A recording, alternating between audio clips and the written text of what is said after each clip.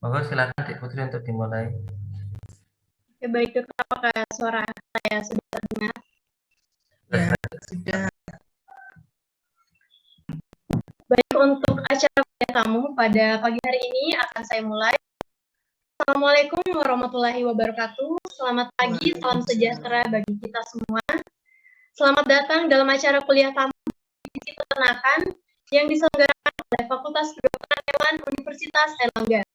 Kuliah tamu pada pagi hari ini mengusung tema yaitu pentingnya penerapan kesejahteraan pada kuda pekerja di Indonesia. Sebelumnya, perkenalkan, saya Putri Rizkia yang akan menjadi MC pada kuliah tamu di pagi hari ini dan akan memandu jalannya acara kuliah tamu hingga berakhirnya acara.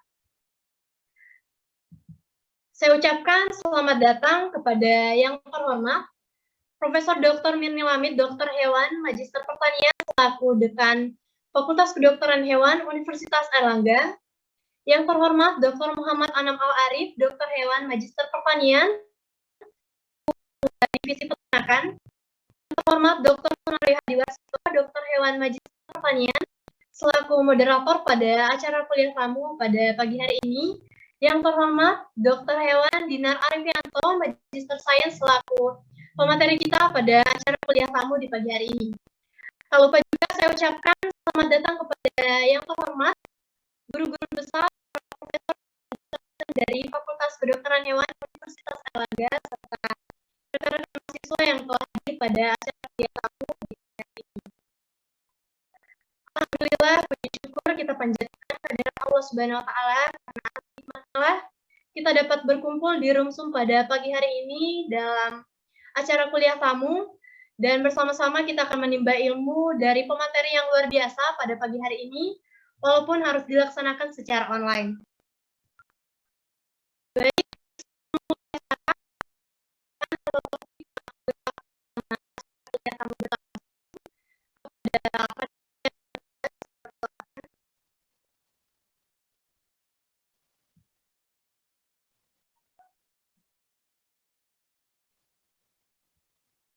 baik, untuk tata tertib kuliah tamu pada hari ini yaitu yang pertama, peserta yang mendapatkan akses ke Zoom harus berpakaian dan berperilaku sopan pada saat kuliah tamu berlangsung.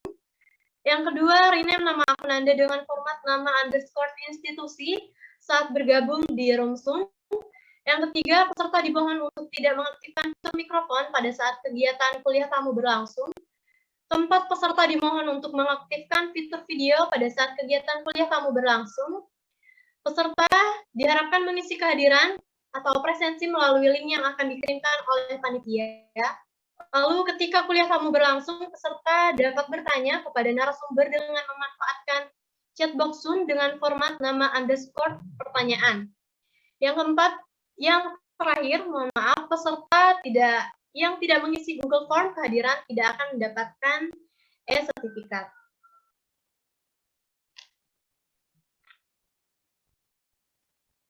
Baik, selanjutnya akan saya bacakan susunan acara pada acara kuliah tamu di pagi hari ini, yaitu yang pertama acara akan dimulai dengan pembukaan, lalu dilanjutkan dengan sambutan, kemudian pemaparan materi oleh pemateri sekaligus diskusi dan tanya jawab yang akan dipandu oleh moderator, lalu akan ada penyerahan sertifikat dan akan ada penutup.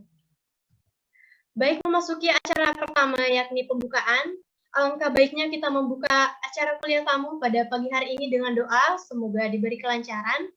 Berdoa menurut kepercayaan dan keyakinan masing-masing, berdoa dimulai. Berdoa dapat dicukupkan. Acara selanjutnya yakni menyanyikan lagu Indonesia Raya, diharapkan kepada seluruh peserta dan hadirin untuk duduk tegak.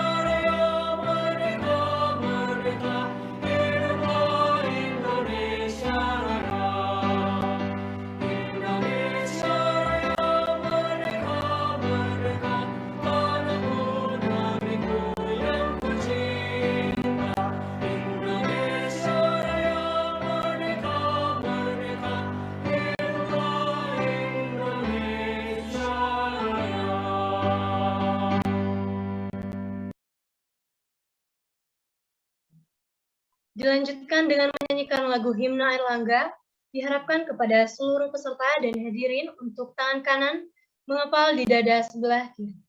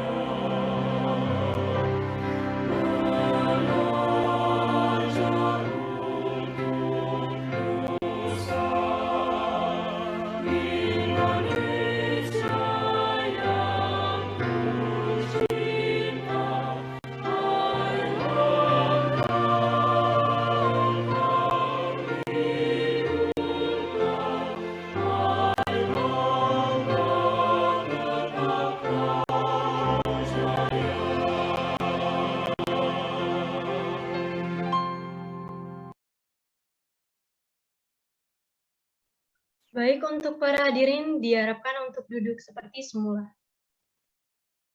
Baik, memasuki acara selanjutnya yakni sambutan-sambutan. Sambutan pertama oleh Dr. Muhammad Anam Al-Arif, Dr. Hewan, Magister Pertanian, selaku Ketua Divisi Peternakan kepada Dr. Anam. Waktu dan layar saya persilahkan. Terima kasih Mbak Putri. Assalamualaikum warahmatullahi wabarakatuh. Pertama-tama saya ucapkan terima kasih kepada Bapak Dr. Hewan Dinar Arifianto yang telah bersedia hadir untuk memberikan kuliah tamu kepada para adik-adik mahasiswa baik S1 maupun S2, serta banyak di sini hadir para dosen-dosen yang ikut menyimak. Kemudian yang akan dibahas di sini adalah tentang kuda pekerja. Seperti kita ketahui bahwa akhir-akhir ini minat terhadap kuda sudah mulai banyak ya. Kalau dulu-dulunya mungkin masih berkecimpung tentang ternak untuk produksi. Nah, sekarang ini akhir-akhir ini tentang kuda sudah banyak diminati, baik itu sebagai kuda untuk equestrian gitu ya. Tapi kali ini kayaknya yang mau dibahas adalah kuda pekerja. Saya nggak tahu lagi, mungkin nanti berkembang ke yang lainnya. Tapi ini sangat-sangat bagus untuk pengkayaan materi bagi adik-adik mahasiswa, serta bagi yang lainnya juga yang ikut menyimak, karena waktu kuliah mungkin tidak banyak mendapatkan ini ya informasi tentang kuda. Baik, saya ucapkan terima kasih sekali lagi kepada Bapak Dr. Hewan Dinar Arifianto, HMC, kemudian untuk teman-teman dosen kita bisa menyimak. Baik, saya Christian. Assalamualaikum warahmatullahi wabarakatuh. Waalaikumsalam warahmatullahi wabarakatuh. Terima kasih Dr. Anam atas waktunya. Selanjutnya yakni pemberian sambutan. Sambutan kedua yaitu oleh Profesor Dr. Mirni Lamid, Dokter Hewan, Magister Pertanian, selaku Dekan Fakultas Kedokteran Hewan Universitas Erlangga, juga sekaligus membuka acara kuliah tamu pada pagi hari ini.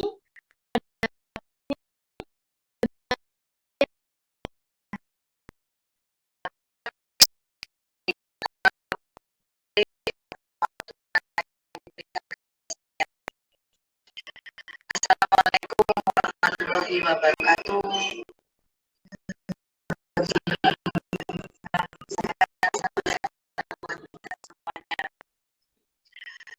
Pertama-tama kita selalu bersyukur kehadirat Allah Subhanahu wa Ta'ala yang telah memberikan kasih sayangnya kepada kita semuanya, sehingga kita diberi kesehatan, diberi kebahagiaan, sehingga kita bisa bertemu walaupun secara virtual. Salam dan salawat tetap tercurahkan kepada junjungan kita Nabi Muhammad SAW. Pertama, saya ingin menyampaikan dulu narasumber kita yang luar biasa pada pagi ini, sejawat kami yaitu Dr. Hewan Dinar Arifianto, Magister Science. Beliau dosen Fakultas Kedokteran Hewan Universitas Gadjah Mada. Apa kabar, dokter? Selamat pagi, Prof. Mirni. Alhamdulillah sehat. Gimana, Prof. Mirni? Alhamdulillah sehat. Ya, salam kenal ya dari saya ya. Salam kenal, Prof. Satu hormatan bagi kami. Ya, saya pernah mengenal panjenengan, tapi kalau dengan dekan panjenengan sulit.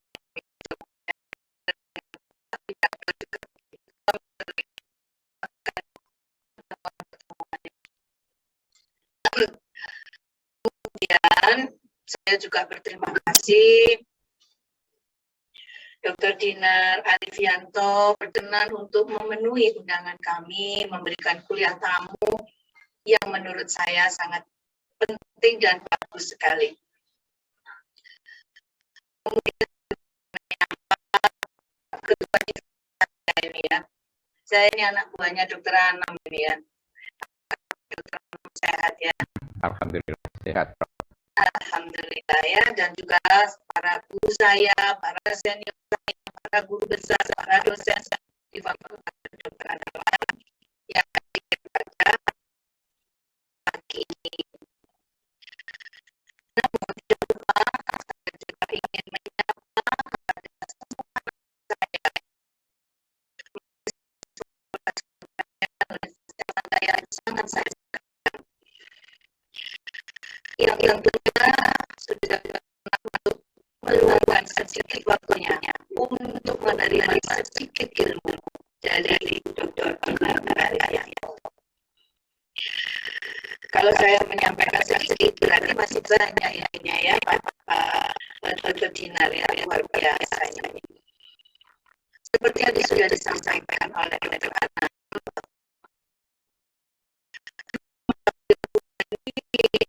atau peternakan kuda itu kurang ya.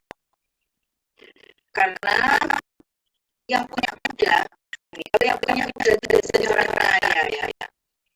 Karena adanya kuda itu mahal. Kecuali kuda-kuda ada di NTT, kemudian di NTT itu mungkin sudah biasa ya, mereka ada makannya di sana. Namun kalau di Jawa, sepengetahuan saya, kuda itu harganya mahal. Tentu saja yang punya ini, namun sekarang tidak. Bahkan di beberapa provinsi sudah ada ternak dari ada, kemudian ada ya, kemudian di desa itu sudah mulai.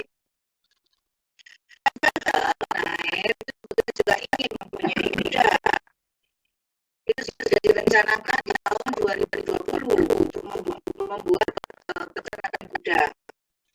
Nah, itu belum terrealisasi, mudah-mudahan nanti ke depannya bisa terrealisasi karena menurut saya juga banyak yang terjadi di peternakan di peternakan kuda ya. Ada yang dari S2 juga ada yang bekerja di situ. Kemudian dari mahasiswa bahwa pengetahuan terkait dengan kuda ini merupakan hal yang baru ya, dalam arti baru bahwa teknologi penanganan tentunya sudah nah, di sini topiknya sangat menarik yaitu penting penerapan kesejahteraan hewan di Indonesia.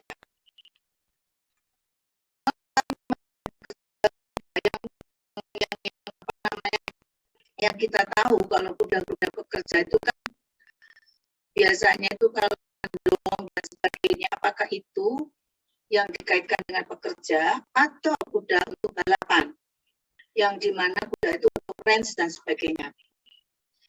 Kita punya asosiasi koordinasi itu adalah salah satu yang menaungi terkait dengan kuda. Dengan topik ini tentunya akan memperkaya atau kekayaan dari materi kepada adik-adik mahasiswa dan tentunya juga menambah khasanah keilmuan bagi kita semuanya.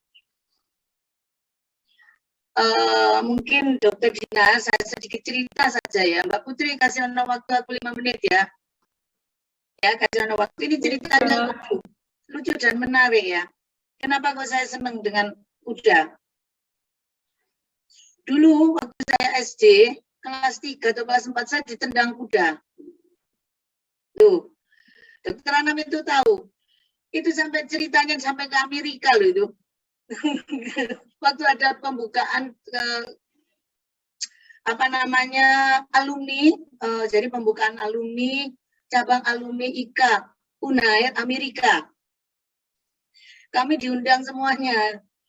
Yang diundang di sana itu yang alumni-alumni UNAIR, ya semua dari beberapa perguruan tinggi. Kemudian saya bertanya, kalau nggak salah, saya orangnya suka bertanya ya. Saya bertanya, kemudian salah satu alumni di sana itu nyeleduk begini. Itu dekan FKH dulu pernah ditendang kuda.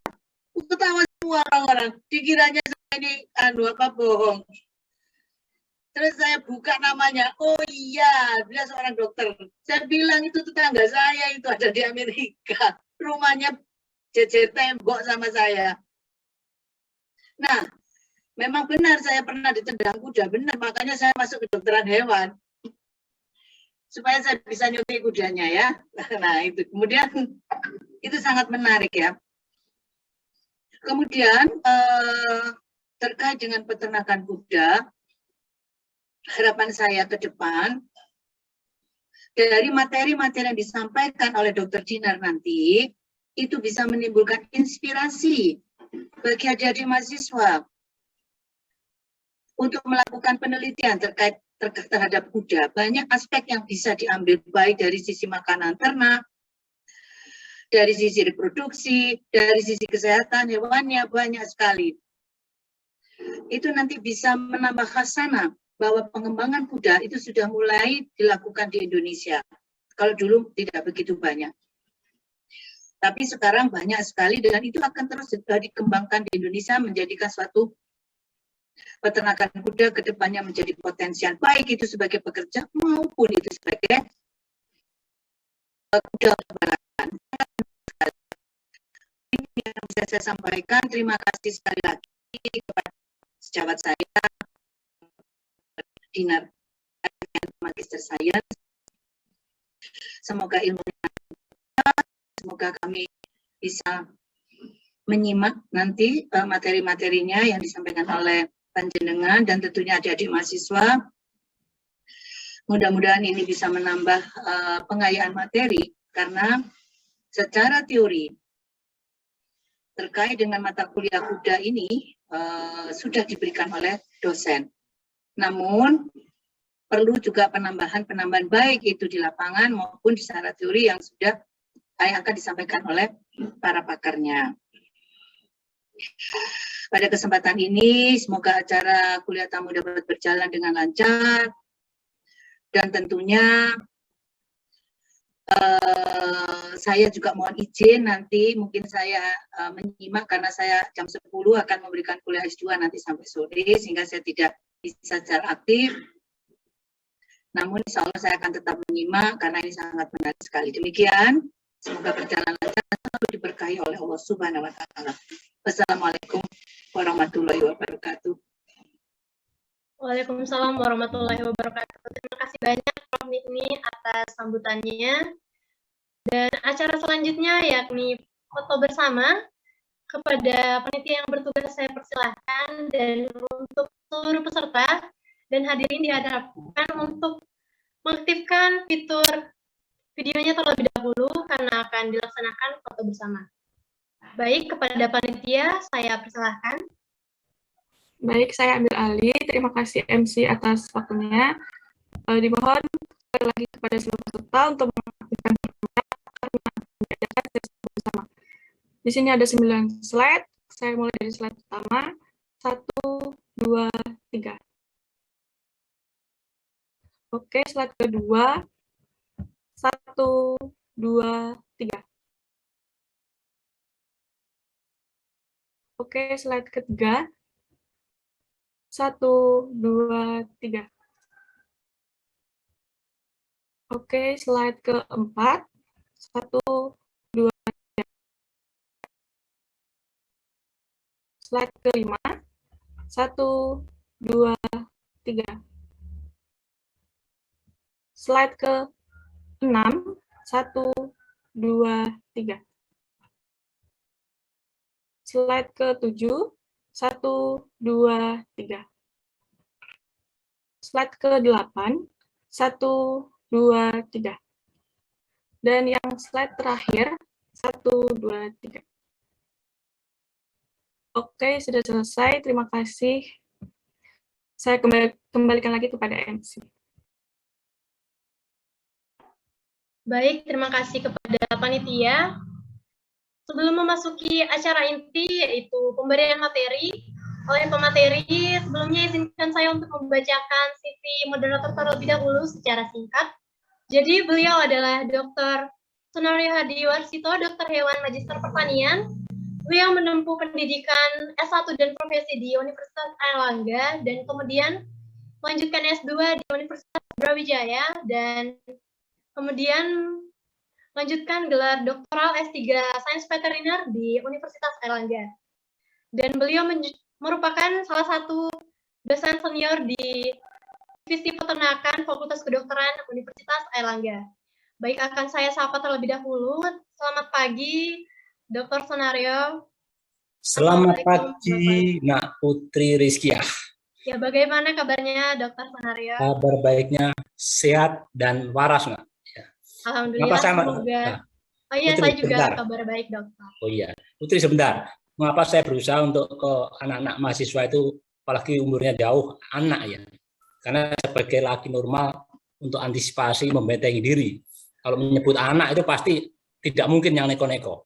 Ya, saya manusia normal, laki-laki. Ya, makanya berusaha untuk membentengi diri, menyebut anak-anak semuanya. Oke. Baik, Dokter Sunario, terima kasih. Oke, semoga kita semua juga sehat-sehat selalu ya di sini. Baik, tanpa berlama-lama lagi, untuk acara kuliah tamu pada pagi hari ini akan saya alihkan ke moderator. Kepada Dokter Sunario, waktu dan layar saya persilahkan. Terima kasih, anakku Putri. Mohon izin kepada Bu Dekan, pimpinan, para guru besar, para senior, para sejawat, untuk memandu acara kuliah tamu pada pagi hari ini. Pagi hari ini kuliah tamu tentang pentingnya penerapan kesejahteraan hewan pada kuda pekerja di Indonesia. Berbicara kuda, tadi sudah disinggung panjang lebar oleh Ketua Divisi dan juga Bu Dekan. Memang kuda zaman dulu sebagai sarana untuk transportasi ya, dalam hal ini pekerja yang sangat dibutuhkan. Namun sekarang sudah banyak tergantikan oleh kendaraan bermotor. Namun demikian tidak serta-merta kuda hilang perannya dalam hal seperti itu. Masih di beberapa tempat masih digunakan sebagai pekerja, ataupun bahkan di daerah, mungkin di Jawa sudah jarang, itu untuk di daerah kawasan wisata, tetap masih dibutuhkan untuk ke arah itu. Jadi topik hari ini berbicara tentang kuda tadi, ini adalah kuda beneran, bukan kuda-kudaan ataupun kuda lumping. Ya. Jadi anakku mahasiswa dan kita sebagai seorang dokter hewan bisa menghewan-hewan, ya. Dalam hal ini ya mengkudakan kuda, topiknya karena kuda. Ya. Sebelum acara dimulai, ya, tadi sudah disampaikan oleh MC, narasumber kita adalah beliau yang sangat kompeten tentang perkudaan, adalah namanya Dr. Hewan Dinar Haryanto. Ya. Ikut dengan baca sendiri seperti ini. Dan beliau sangat konsen kalau kita perhatikan adalah di kuda. Jadi memang beliau sangat expert di sini tentang perkudaan. Bahkan beliau di ini Asian Games sebagai dokter hewan di event ini. Ya. Itu aja mungkin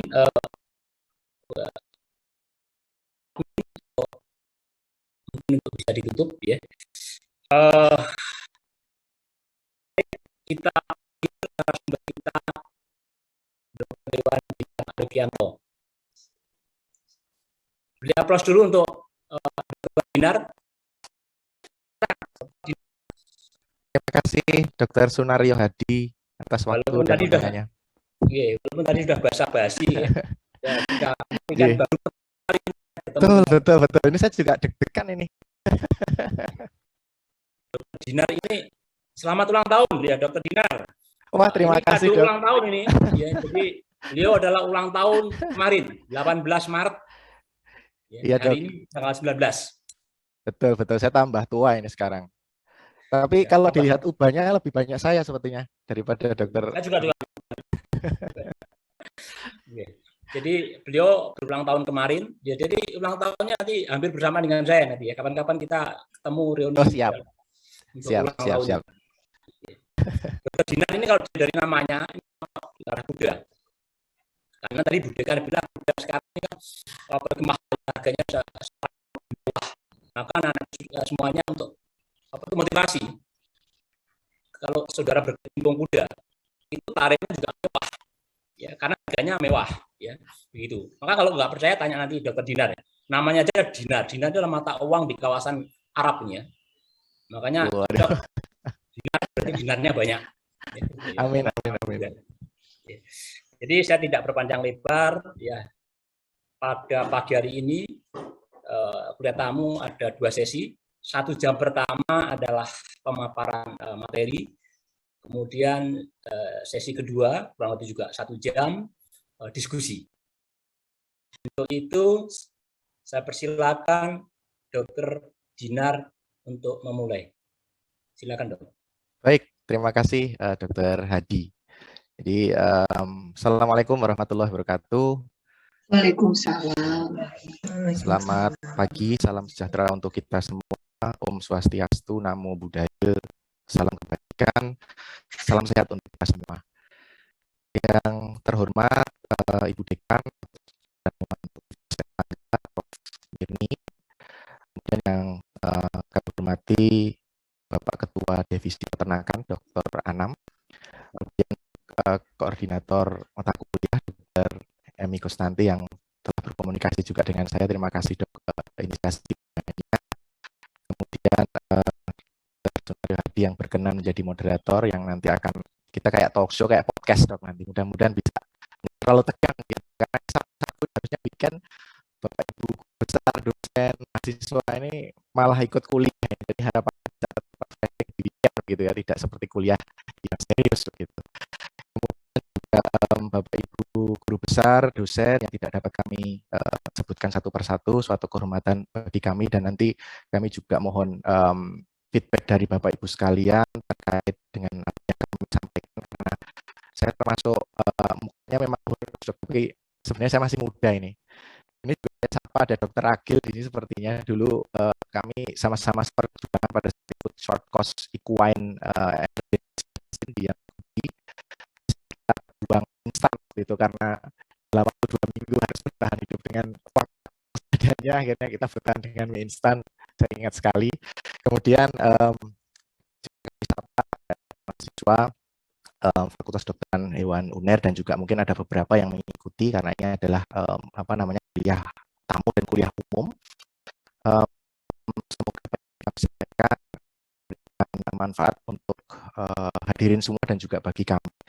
Berbicara mengenai Universitas Airlangga, saya ingat sekali terakhir saya ke UNER itu sekitar tahun 2007 akhir.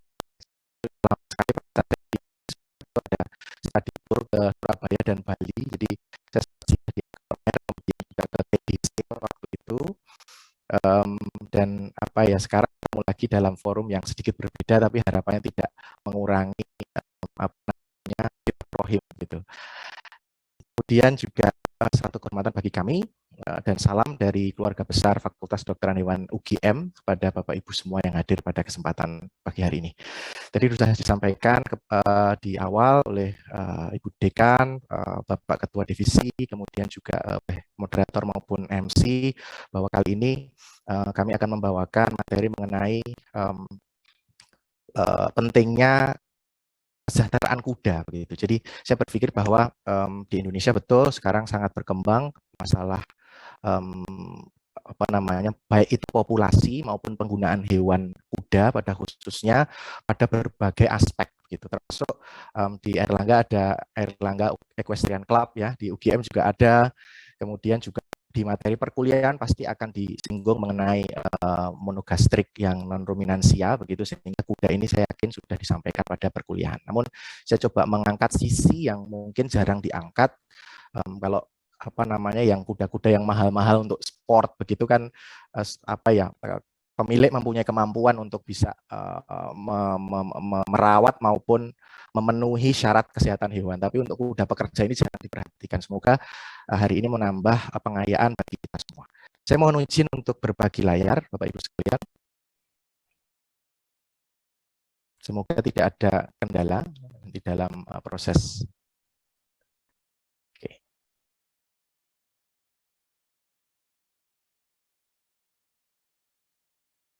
Apakah sudah tampak, Dr. Sunariwadi? Proses aja? Sudah, Dok. Baik. Saya coba full screen terlebih dahulu, semoga tidak ada kendala. Baik, sudah bisa full screen, Dok? Sudah, Dok. Sudah. Oke, saya coba untuk ke slide yang pertama ya, karena kadang-kadang ada masalah. Sudah berganti ke slide selanjutnya ya? Oke, baik. Baik, jadi materi mengenai pentingnya penerapan kesejahteraan hewan pada kuda pekerja di Indonesia ini, menurut hemat kami adalah sesuatu yang harus diberikan kepada banyak pihak begitu ya. Jadi beberapa kesempatan saya juga berkomunikasi dengan jajaran dinas terkait yang utamanya ada di Yogyakarta begitu, karena saya terlibat di Pordasi Yogyakarta, kemudian kepada para peternak langsung, para kusir dan andong, kemudian termasuk juga kepada adik-adik mahasiswa begitu. Harapannya ini adalah tugas bersama, tidak menjadi tugas apa ya, sektor tertentu atas apa yang harus kita berikan mengenai kesejahteraan kuda. Nah, kita ketahui bahwa kuda telah dimanfaatkan secara luas di dunia maupun di Indonesia begitu, yang secara singkat dan sederhana dapat saya kelompokkan menjadi 4 fungsi. Yang pertama adalah fungsi untuk olahraga. Tadi disampaikan bahwa ada equestrian begitu ya. Equestrian itu menyangkut olahraga tunggang serasi, kemudian jumping ya atau loncat, kemudian juga ada endurance, ada juga apa namanya semacam reining dan sebagainya yang itu sudah dilombakan baik itu Olimpik maupun juga Equestrian Games secara apa namanya global.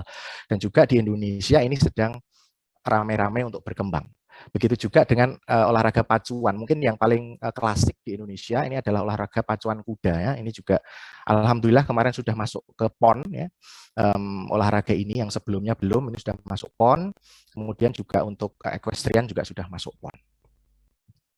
Nah, untuk kategori yang kedua ini adalah kuda-kuda yang akan kita bahas nih pada pagi hingga siang hari nanti, yaitu mengenai kuda pekerja.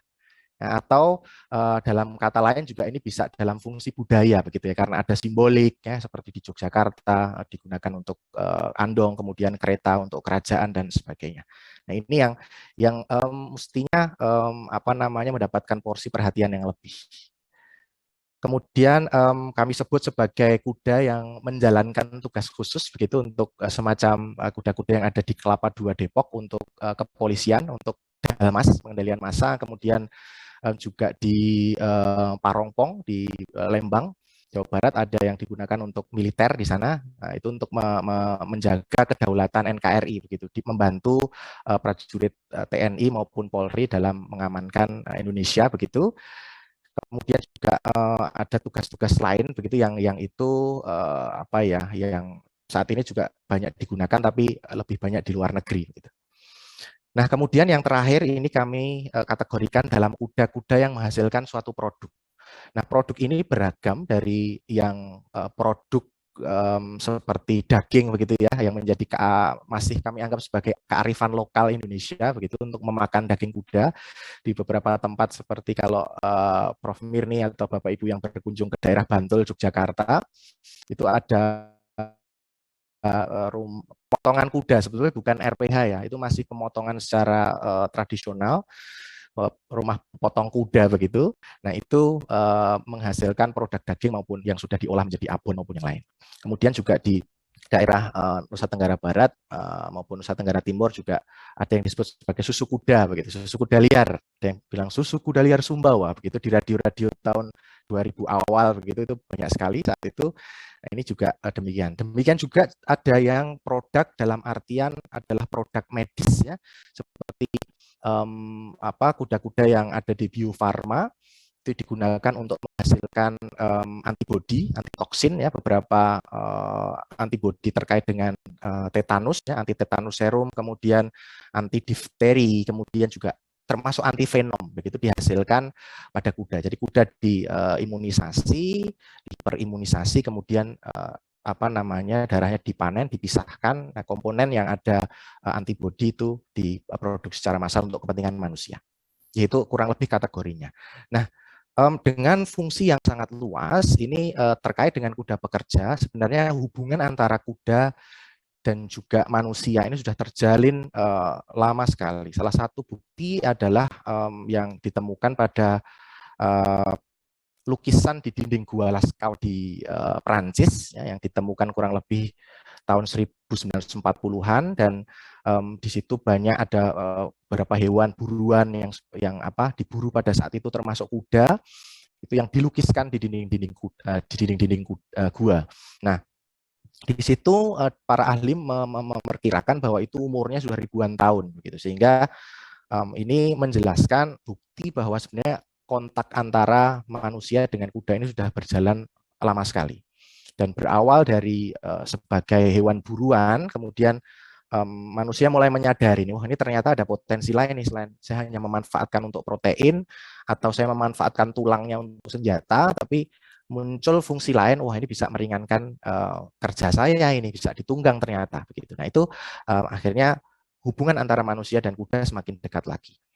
Nah, apabila saya menggambarkan sebuah evolusi kendaraan begitu bisa disebut demikian, itu pada saat manusia awalnya hanya bepergian itu menggunakan kaki saja, jadi bisa ditempuh berhari-hari maupun berbulan-bulan begitu dalam jarak yang jauh.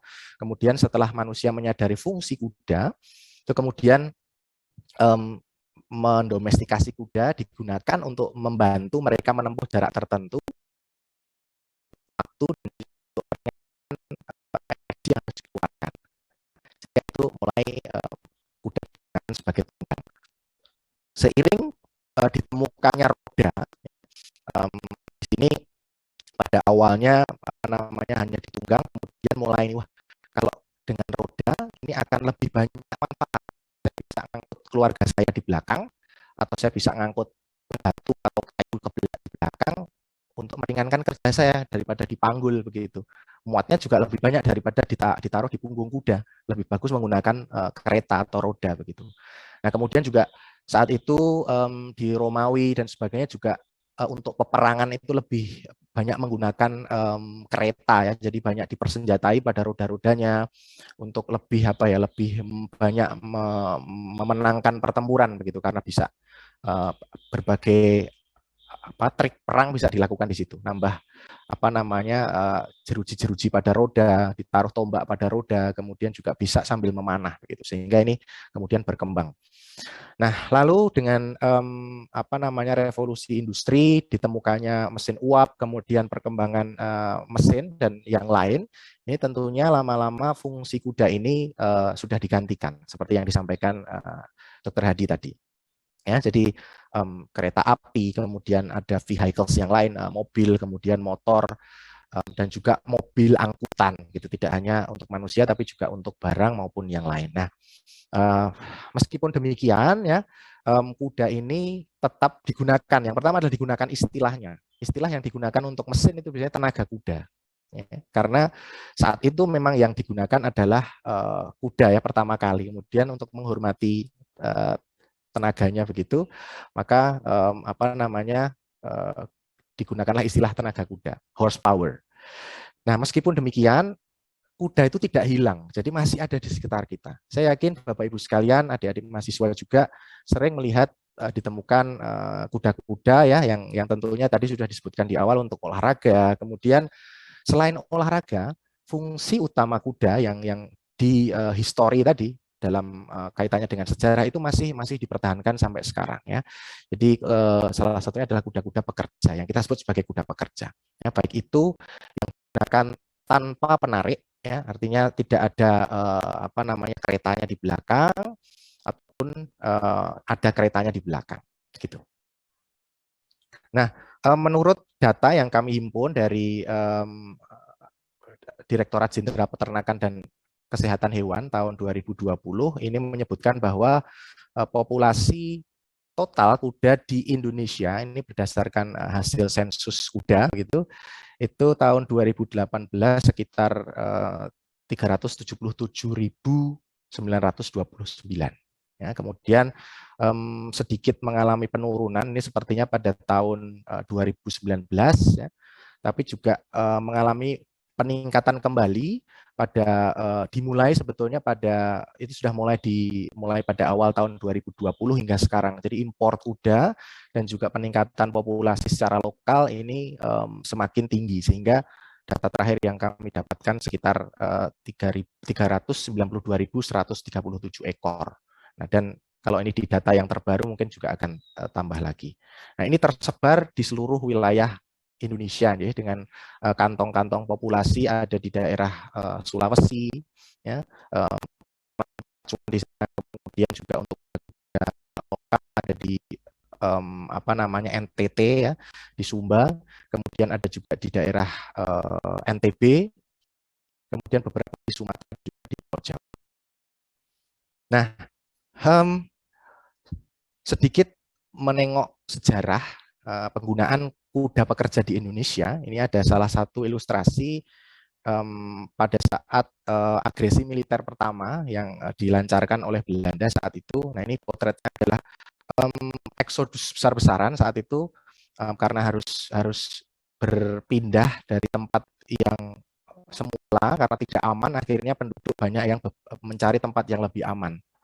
Mengungsi begitulah kalau dalam bahasa sekarang. Nah, itu selain mereka harus mengangkut atau membawa keluarga, tentunya mereka harus membawa harta benda yang mereka punya. Nah, ini kuda saat itu sangat berperan sangat besar ya dalam membantu proses perpindahan atau peperangan begitu di Indonesia.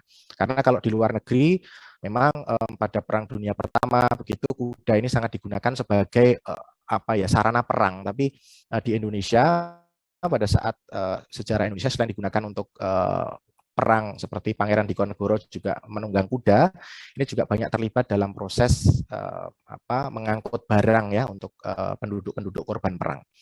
Nah, tidak jauh dari tahun tersebut di Malioboro, yang adalah foto sebelah kanan, ini pemandangan yang cukup menarik. Itu memang sudah ramai. Kalau berkunjung ke Jogja, dagangnya pindah sedikit ke arah lebih selatan di seperti seperti space khusus pedagang gitu. Jadi agak berbeda suasananya, tapi ada di sana. Ini suasana yang mencerminkan kondisi Malioboro Jakarta pada tahun 1948.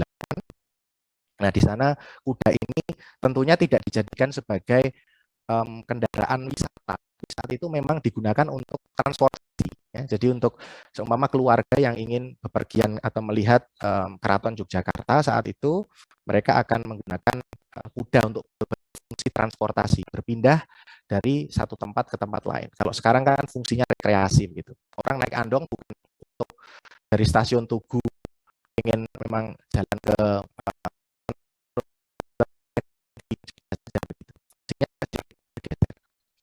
baik.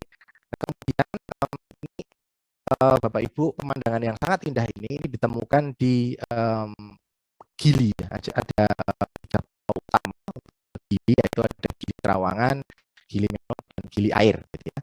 Nah, karena salah satu destinasi wisata yang masih menggunakan kuda ini sebagai alat transportasi utama. Ya.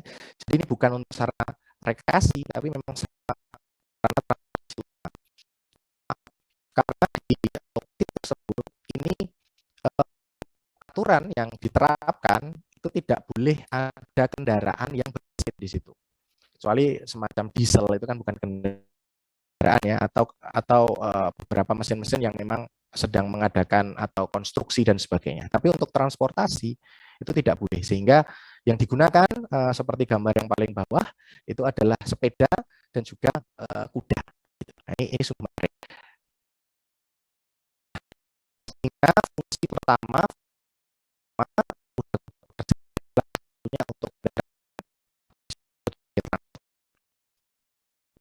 ini yang saya ambil sendiri pada saat saya di Gili Trawangan. Di sana ada setidaknya dua model. Yang pertama ini disebut sebagai dongol. Orang-orang orang lokal menyebutnya dongol. Ini digunakan sebagai pengangkut barang, bukan untuk mengangkut manusia. Tentunya kudanya manusia ya, tapi maksudnya manusia kemudian di belakangnya adalah barang, kan orang yang ingin menumpang gitu. Nah, yang satu lagi gambar yang sebelahnya ini adalah yang disebut gitu. Ini juga ada di Lombok, di beberapa NTB juga ada namanya Sidomo, di Gili juga masuknya sama namanya Sidomo. Nah, ini digunakan sebagai pengangkut manusia. Jadi dari pelabuhan ke penginapan, dari pelabuhan ke salah satu titik wisata, kemudian sebaliknya. Nah, sehingga kalau dongol ini adalah digunakan untuk fungsi pickup, begitulah kalau saya menganalogikan, ya seperti gambar di bawahnya. Kemudian kalau Sidomo ini sama-sama warnanya kuning, yang kuning apa? Ini taksi ya. Jadi dia bisa dicharter dari satu tempat ke tempat lain. Kalau angkutan kan dia sudah punya trayek, tapi kalau taksi dia boleh gitu ya. Jadi di sana fungsi kuda pekerja utamanya untuk transportasi itu betul-betul vital ya, tidak ada pilihan lain, sehingga ini masih banyak kita temui. Nah, ini pemandangan lain yang ada pada pelabuhan Gili Trawangan. Jadi kita lihat di gambar yang sebelah, sebentar saya ubah menjadi pointer mungkin. Nah, yang gambar sebelah kiri saya ini adalah tadi Sidomo. Jadi ini untuk angkutan manusia. Ini bapak kusir ya dengan kuda-kudanya sedang berteduh di bawah pohon untuk menunggu adanya customer, ada asing atau wisatawan domestik yang mencarter mereka ke suatu tempat. Nah, untuk yang gambar satu lagi, ini dongol yang tadi fungsinya adalah sebagai pengangkut barang. Ini sudah dapat orderan, ini lumayan membawa rumbai-rumbai sepertinya untuk membangun atap sebuah penginapan di sana. Nah, ini kurang lebih seperti itu. Jadi di sana banyak pohon yang teduh sehingga pada saat menanti adanya pelanggan ini tidak panas. Nah, kemudian tadi sudah kita ketahui fungsi kuda sebagai pengangkut barang manusia atau transportasi. Nah, yang kedua fungsi sebagai rekreasi. Nah, ini agak sedikit berbeda. Jadi karena di Malioboro pada awal atau pada era tahun 1948 itu masih digunakan fungsi betul-betul untuk berpindah atau untuk transportasi, tapi sekarang berubah sebagai sarana rekreasi. Jadi menaiki Endong yang udah di Yogyakarta itu para wisatawan mempunyai sensasi tersendiri begitu, bukan karena memang ingin berpindah. Semoga teman-teman bisa mendiferensiasi apa yang berbeda di dua kondisi ini. Nah, kemudian selain itu di Yogyakarta, ini karena saya juga berasal dari Yogyakarta, sehingga contoh yang paling gampang adalah selain itu adalah bendi atau kuda penarik yang ada pada objek wisata pantai Bangkites maupun sekitarnya. Nah, ini bedanya hanya tipe keretanya ya. Kalau Andong ini biasanya ada 4 roda, kemudian mempunyai beban yang berbeda, kapasitas penumpangnya juga lain, beberapa sistem harnessing ya, yang dipakai kuda juga beberapa lain, dan kapasitasnya tentunya kalau untuk bendi tidak terlalu banyak, tapi fungsinya sama-sama untuk rekreasi. Nah, ini yang menggunakan kuda dan kereta. Nah, untuk yang lain ini sarana rekreasi ini juga ada yang digunakan untuk tunggang ya. Nah, ini kita bicara tidak untuk yang sport ya, jadi hanya untuk kuda pekerja. Di sini kuda tunggang kita lihat ada ibu-ibu ya bersama yang di belakang itu suaminya mungkin sedang menuruni perbukitan yang ada pada lokasi wisata Candi Gedong Songo yang ada di Jawa Tengah. Nah, ini tentunya untuk beberapa orang karena menaiki gunung atau bukit itu tidak mudah ya, harus ada energi khusus, beberapa yang menggunakan kuda ya. Kemudian begitu juga di daerah Bromo ya, di Jawa Timur, ini juga penggunaan kuda, dan kuda juga sangat banyak ditemukan di sana. Nah, sehingga kuda pekerja yang menurut OAE yang kami kutip ini adalah setiap kuda yang digunakan sebagai sarana transportasi maupun traksi. Jadi kuda-kuda yang digunakan sebagai tadi pertama ya, ini poin yang pertama adalah transportasi ya, untuk berpindah dari satu lokasi ke lokasi lain, disebut kuda pekerja, bukan kuda olahraga begitu. Kemudian untuk menarik traksi ya, itu bisa menarik di kereta, kemudian bendi maupun di beberapa tempat yang mungkin masih tradisional di beberapa seperti China dan sebagainya, itu masih ada beberapa mesin giling tradisional yang menggunakan kuda begitu. Jadi kudanya muter, terus alatnya juga ikut muter gitu. Nah, itu disebut sebagai untuk traksi, untuk penarik gitu. Nah, kemudian fungsinya ini berkontribusi secara langsung dan tidak langsung terhadap mata pencaharian. Jadi kata kuncinya adalah ini merupakan ladang rezeki bagi bapak ibu yang menggunakan begitu ya, yang memelihara. Jadi mungkin beberapa menanyakan loh, kalau yang di stable untuk latihnya untuk mata pencaharian juga, tapi sedikit berbeda ya, tentunya berbeda. Kalau kita bicaranya bukan untuk perawat ataupun pelatih, tapi owner biasanya sudah nggak butuh duit lagi begitu. Untuk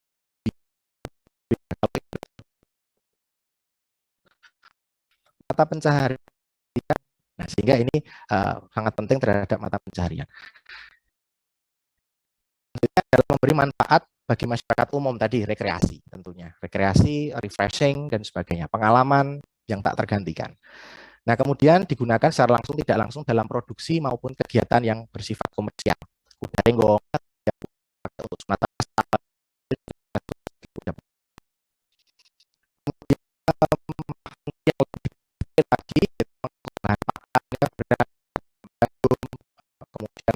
air, dan non-pangan, kayu, dan sebagainya. Nah, kemudian begitu juga dengan transportasi maupun untuk pekerjaan pertanian. Untuk mengajak sawah kita ini tidak ada yang menggunakan kuda ya, baik itu di Pulau Jawa maupun yang di asli kuda yang ada di Sumba maupun Sumbawa maupun tempat yang lain itu jarang sekali yang digunakan sebagai pembajak. Biasanya kuda digunakan untuk pembajak ini yang ada di daerah-daerah Eropa. Mereka digunakan untuk membajak sawah. Tentunya kudanya jenisnya berbeda ya, tidak kuda-kuda yang light horse, tapi kuda yang memang badannya besar dan punya kekuatan yang luar biasa. Nah, kemudian ada sedikit kutipan juga dari OIA yang saya kira ini juga menjadi topik penting dari esensi dari apa yang ingin kami sampaikan pada pagi hari ini adalah the welfare of these working equites is often poor because their owners lack sufficient resources to meet their needs or have insufficient knowledge of the appropriate care of equites. Nah, jadi intinya adalah biasanya kondisi-kondisi kuda pekerja ini mayoritas ini dalam kondisi yang memprihatinkan, yang di bawah dari ideal. Karena permasalahannya selalu pada sumber daya dari pemiliknya dan juga mereka harus memenuhi kebutuhannya dengan mau tidak mau menggunakan hewan tersebut. Kemudian juga selain itu adalah knowledge yang dimiliki oleh pemilik ini masih. Nah, itulah tugas kita bersama rekan-rekan mahasiswa tentunya karena kita calon dokter hewan harus mempunyai prinsip ini. Nah, sehingga dari itulah dibuat ya oleh OIA ini suatu standar yang disebut sebagai Terrestrial Animal Health Code yang terbaru tahun 2021. Lebih spesifik pada chapter 7.12 ini sudah diatur mengenai welfare of working equites. Ya. Jadi ini baik sekali yang penting untuk kita jadikan acuan. Bagaimana kita memperlakukan kuda-kuda pekerja. Nah, ini 5 freedom saya kira hanya untuk mengingatkan teman-teman mahasiswa utamanya sudah tahu. Jadi ada freedom from hunger and thirst, ya, solusinya adalah food and water. Kemudian freedom from discomfort, ya, ketidaknyamanan. Solusinya adalah shelter salah satunya, kemudian pain, injury, disease, ya, medical care, tugas kita. Kemudian freedom to express normal behavior, ya, tidak harus sesuai dengan alaminya, tapi setidaknya kita berikan kesempatan untuk exercise. Kemudian freedom from fear and distress. Nah, ini adalah dicintai dan dimengerti. Nah, yang terakhir ini akan saya garis bawahi, karena ini yang menjadi tugas kita bersama. Kita harus mempunyai kepekaan tertentu. Nah, nanti pada topik ini akan kami sampaikan mengenai bagaimana melihat behavior begitu ya sebagai indikator keserawan pada kuda.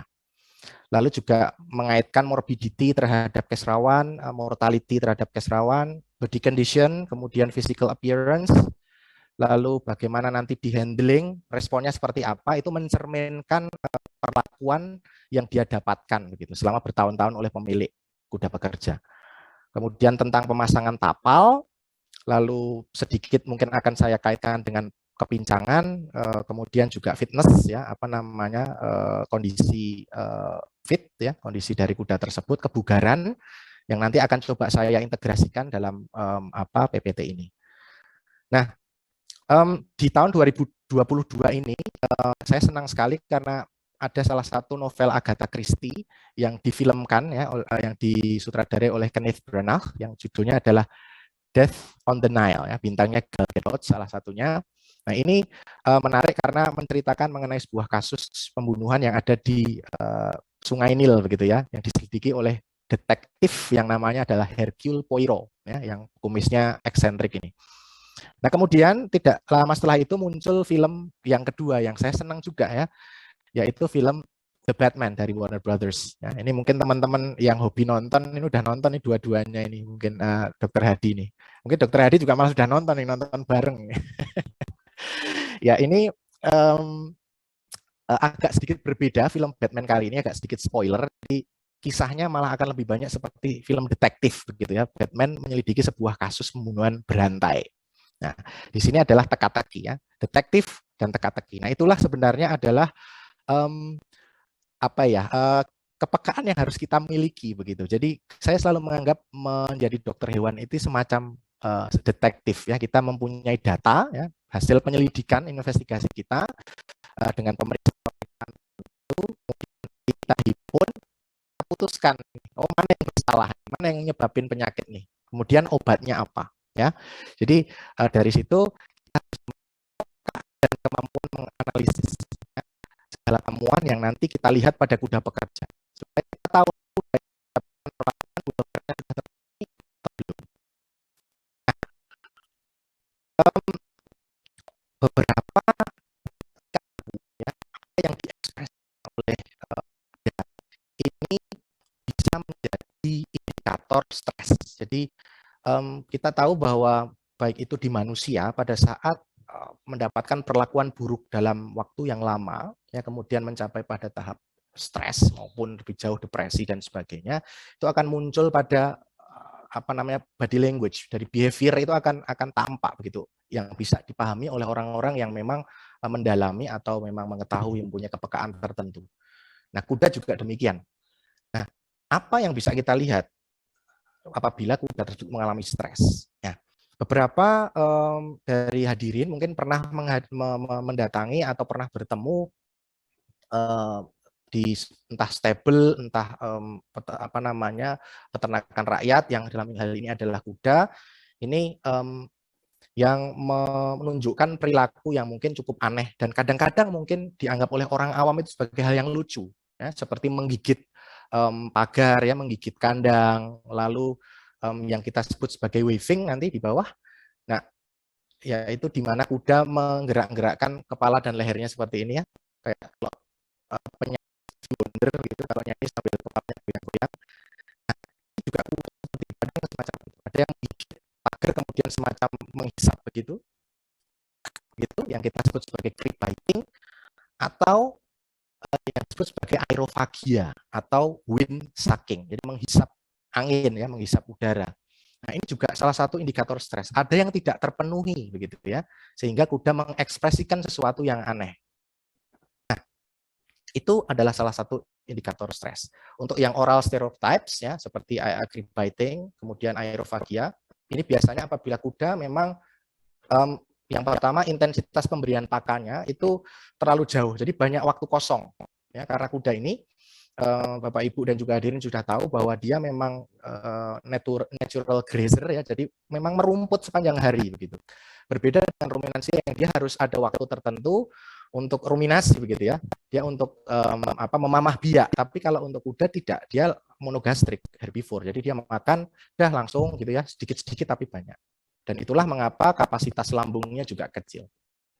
Nah, kalau itu tidak terpenuhi, jarak waktu pemberian pakan terlalu lama, apalagi tidak ada exercise, apalagi tidak ada temannya, paling tidak berkomunikasi hadap-hadapan atau sebelahan, itu dia akan galau begitu ya kalau kita bahasa anak muda.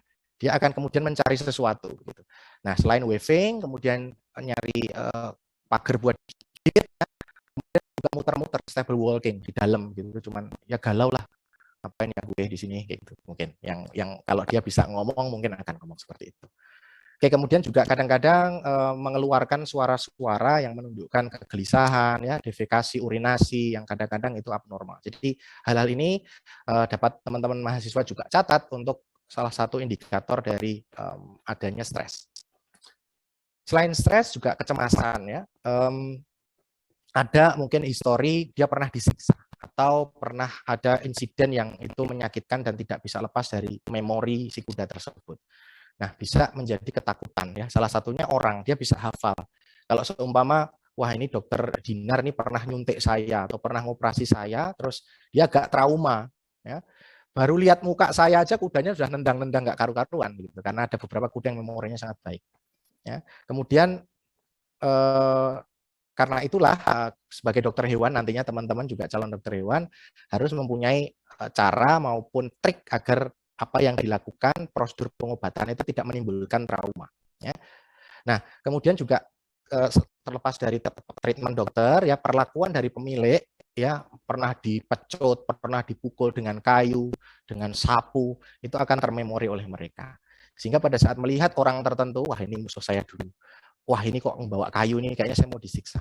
Dia akan tahu. Sehingga kayu apapun yang seumpama dia sudah keluar dari stable, sudah parkir di Malioboro, dia ngelihat orang yang pakai kayu itu bisa pakai. Karena dia khawatir, dia cemas mau apain saya. Oke. Kemudian juga yang untuk mereka itu akan termemori ya. Pada saat dipasang alat untuk kereta begitu dia udah nggak mau aku kemarin terlalu berat. Itu kadang-kadang ada juga yang semacam itu. Ya, tiba-tiba agresif, tidak mau bergerak sama sekali dan sebagainya. Nah, kemudian ini hal utama yang menjadi salah satu poin yang harus teman-teman mahasiswa pahami pada saat melakukan pemeriksaan klinis ya. Jadi selain kita melakukan pemeriksaan fisik, nanti juga kita akan ada inspeksi ya dari jarak jauh. Nah ini poin-poin ini harus teman-teman mengerti. Nah yang paling umum ya biasanya, apalagi kalau mahasiswa ya ini Dokter Hadi, biasanya kalau gejala klinis hewan yang sakit apa, mesti yang paling atas itu tidak mau makan. Nah itu mesti atas sendiri ya. Nah, itu betul, memang betul ya tidak salah karena sakit itu mesti kita juga nggak mau makan kalau kita yang sakit, ya, tapi harus nantinya spesifik di belakangnya. Nah, salah satu indikatornya betul penurunan nafsu makan, tidak mau makan atau menurun nafsu atau semangat makannya berkurang itu adalah alarm, gitu ya. Jadi betul. Nah kemudian, kalau ada rasa sakit di daerah mulut, ya katakanlah kita sakit gigi atau sariawan. Meskipun kita tidak terinfeksi sesuatu yang berat, tapi kita tetap malas makan. Ya, mau makan rujak cingur yang paling enak di Surabaya juga rasanya lebih enak nggak makan begitu ya. Nah, begitu juga dengan kuda. Pada saat dia ada sesuatu di mulutnya, entah itu ulcer ya atau tuka atau sariawan atau sakit di daerah giginya, ya, tonsilis yang lain, pokoknya ada penyakit pada daerah mulut, itu pasti akan ada yang muncul ya. Jadi penurunan nafsu makan bisa jadi, kemudian mulut tidak menutup secara sempurna ya, akhirnya dia akan lebih banyak bersalivasi ya, kemudian makan turun-turun, jatuh-jatuh gitu ya. Nah ini kita harus, ini kayaknya ada rasa sakit pada bagian mulut. Nah itu yang harus kita lihat pada kuda pekerja nih.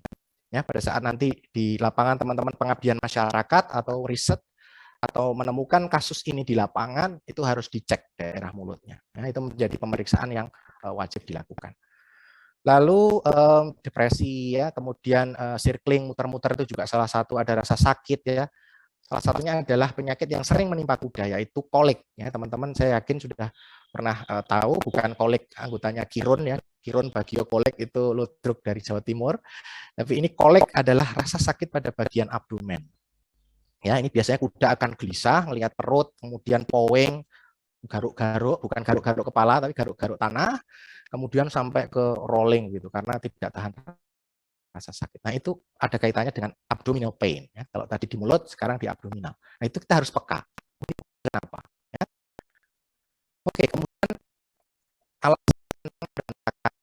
kemudian makan alas kandang, ya, kemudian makan kotorannya dia sendiri atau koprofagi, itu bisa jadi suatu indikasi masalah ya, bisa karena memang tadi dia sakit terus manifestasinya garuk-garuk, alas kandangnya kemana-mana, kemudian malnutrisi atau koprofagi itu bisa makan alas kandang maupun koprofagi itu adalah salah satu indikator malnutrisi. Jadi dia berusaha untuk mencari sesuatu dari sisi.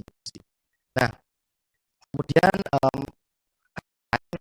yang akan muncul adalah keengganan, ya, sentuh di bagian kepala dia tidak mau, mungkin akan ada rasa sakit pada daerah mata, telinga, ada luka yang mungkin tersembunyi, ketutupan rambut, kita harus peka.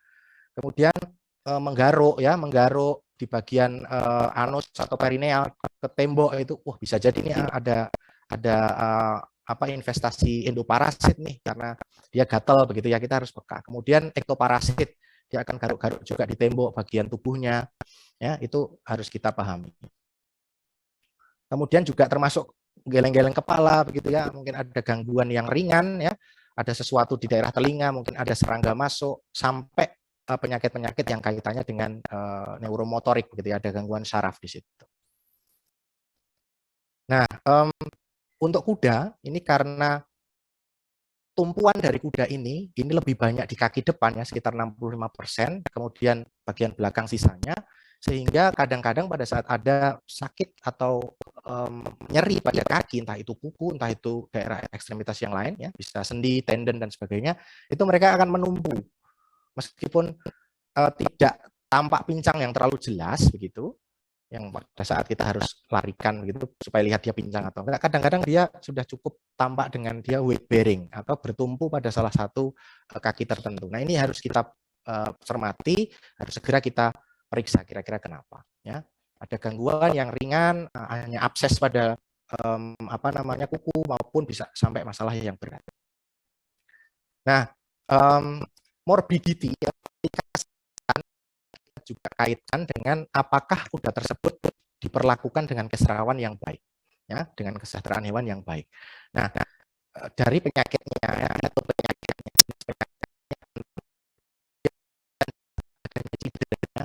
kuda pada saat sakit terpaksa, pada saat ada luka pada bagian sadel, yang bagian yang menarik itu ada luka, lalu mungkin sudah tidak punya lain miliknya, nggak harus digunakan akan menarik ya, sehingga luka itu akan menjadi yang kronis yang sering kita temukan.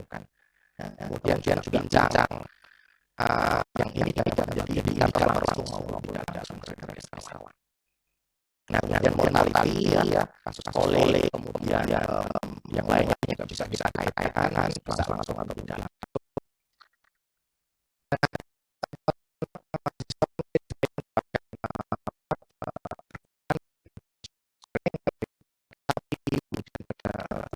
Dan hewan lain. Nah, ini condition physical appearance bisa kita gunakan sebagai salah satu indikator kesejahteraan atau tidak ya. Beragam dari yang esensial ya, yang sampai seperti gambar yang kemudian juga kita bisa condition score itu dari skala 1 sampai 9 ya. Dari leher ya, kemudian kita lihat kita lihat dari samping ke depan dan juga kita bisa scoring dari situ. Nah, biasa kita temukan pada pekerjaan sama tadi bisa luka yang dalam kronis sampai yang granulasi seperti ini, kita sebut flash.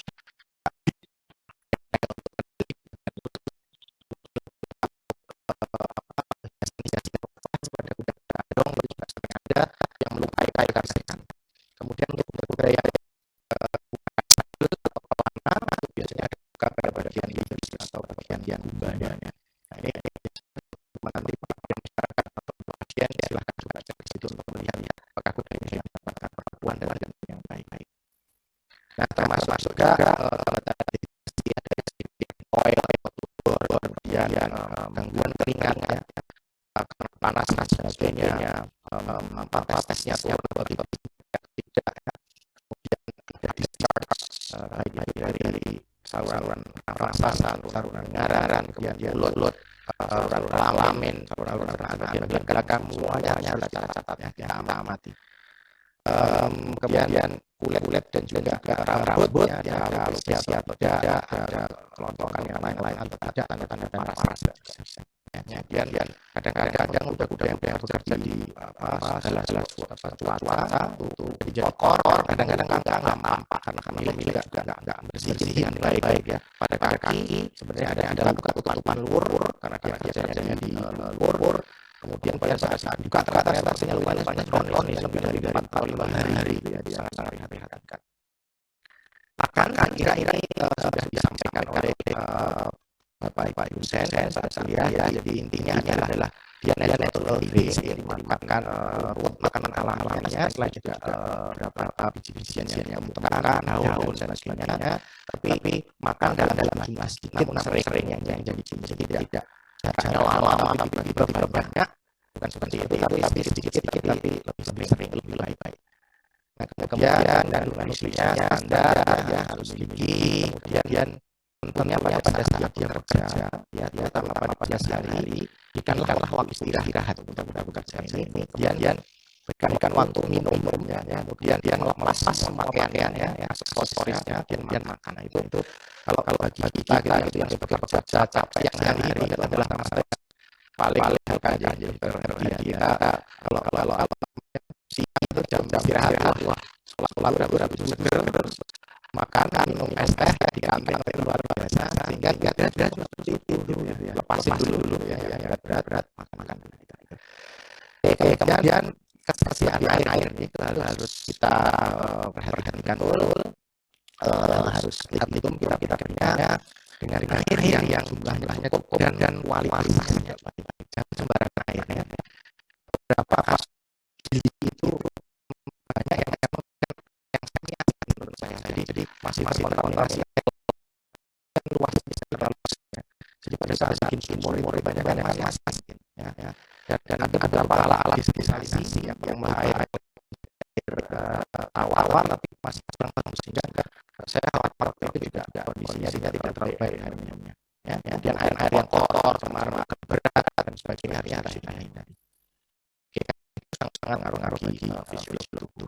Dan teman-teman bisa perhatikan satu yang bisa kita nilai karena warna kita tidak banyak sehingga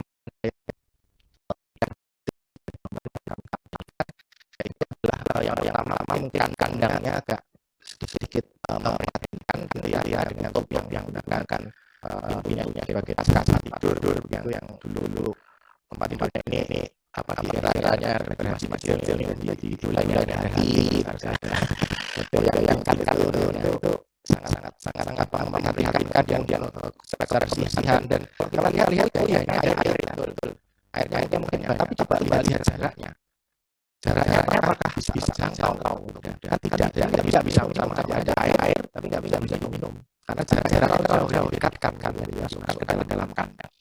Kemudian gambar yang kedua ada air minum double malahan, tapi lihat kebersihannya apakah sudah bersih ya nanti tidak ini kotor tahu marah palu entah apa. Nah ini juga akan mengaruh ya, bisa menjadi penyakit yang sistemik gitu ya bagi kuda. Oke, baik untuk kandang mempersingkat waktu intinya adalah shelter ini bisa kandang harus memiliki standar ventilasi yang melindungi dari berbagai cuaca ekstrim termasuk ancaman dari gangguan lain, motor yang lalu lalang juga ganggu, cukup kering yang nyaman, daun baring dan gerak.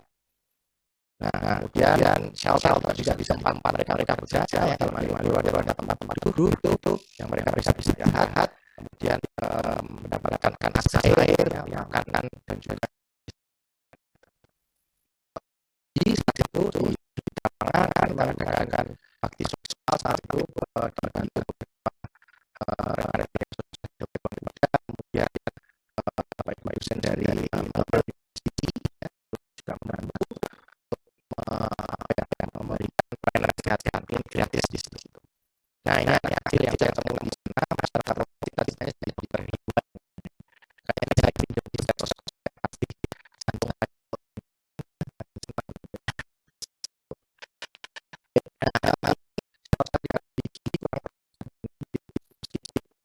dari kayu maupun pelindungnya juga dari tapi cukup baik tempat kubaran di pada umumnya. Kemudian kalau kita lihat alas kandangnya ini cukup baik dari dasar suku kecil maupun terutama kayu yang bisa kita lihat. Nah, kalau kita lihat ada sedikit yang kurang baik yang memperhatikan alasnya adalah kotoran yang alasnya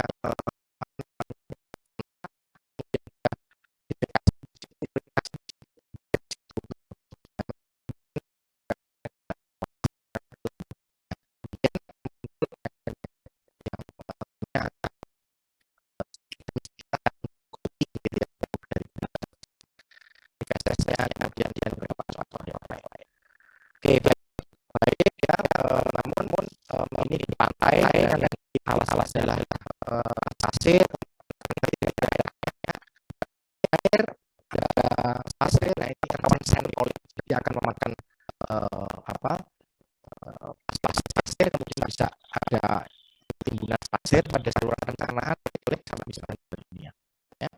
juga India masih menggunakan alas tanah, tapi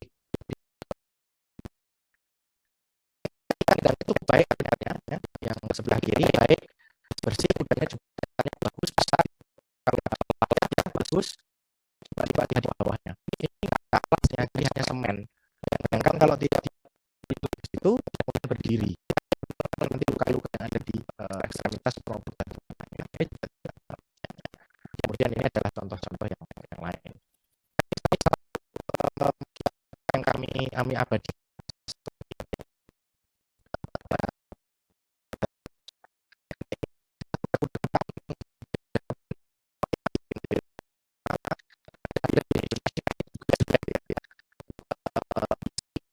perawatan maupun itu sangat bergantung dipelihara dan tentunya pihak-pihak yang mensupport dalam bentuk apa dari edukasi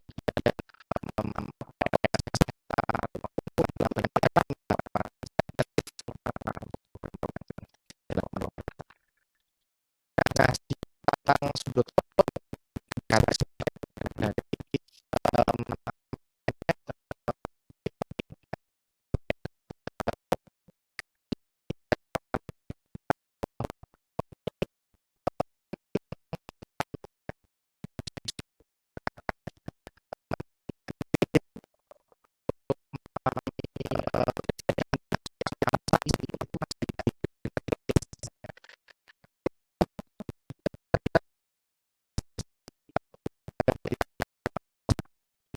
karena ya biasanya kemudian kurang kualitas hidup menyebabkan kematian, sehingga kuku ini sangat penting.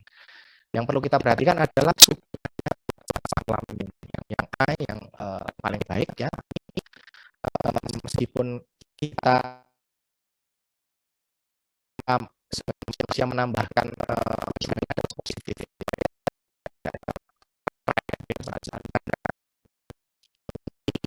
kondisi kaki supaya tidak berubah pada saat dipelihara maupun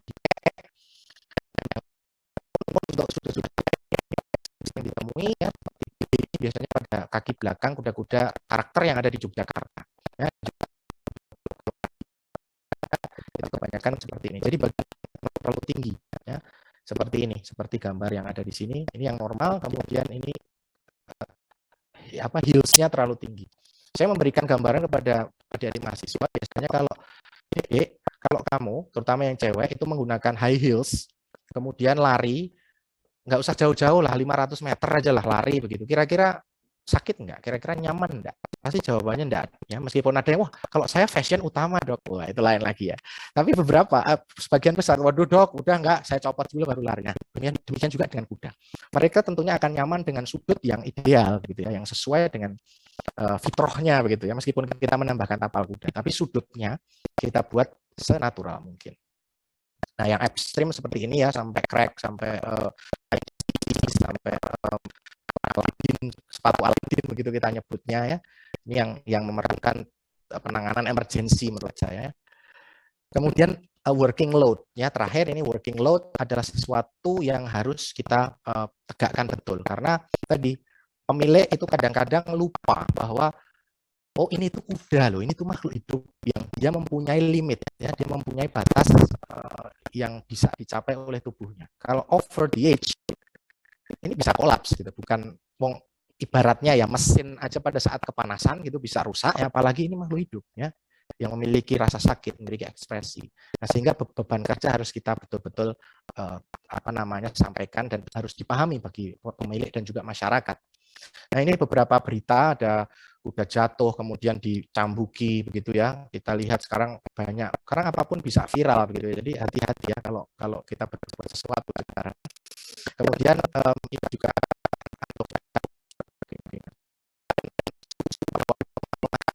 jalan begitu ya, beberapa. Nah, itu juga kita hindari sebetulnya. Nah, ini saya tampilkan yaitu beban kerja yang sesuai, yang ideal ya, yang disarankan, yaitu kuda yang digunakan pada prinsipnya harus sudah usia dewasa, artinya tidak masa pertumbuhan lagi. Artinya itu bisa mengganggu proses perkembangan tubuhnya ya, dari persendian, pertulangan maupun pembentukan badan yang lain. sehingga minimal adalah 3 tahun pada saat sudah perfect pertumbuhannya. Kemudian kondisi tertentu seperti cuaca ekstrim ya jangan dipakai. Ya. Lalu yang banyak ditemui, ini hampir di seluruh kuda-kuda pekerja itu adalah kuda bunting masih dipakai. Ya. Nah karena ini kadang-kadang tidak bisa terhindarkan sehingga ini bisa pada saat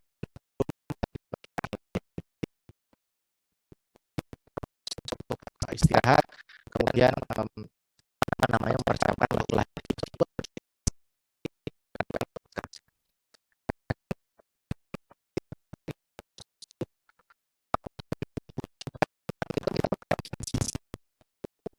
akan lebih banyak nyusu tidur. Kalau nyariin maknya dipakai ke jalan untuk kerja, dia kasihan nanti pas maknya pulang sore udah haus sekali gitu ya, maknya sakit karena sudah terlalu banyak dimamainya. Jadi jadinya kondisinya nggak ideal gitu ya. Kemudian beban kerja lagi adalah maksimal 6 jam per hari dengan satu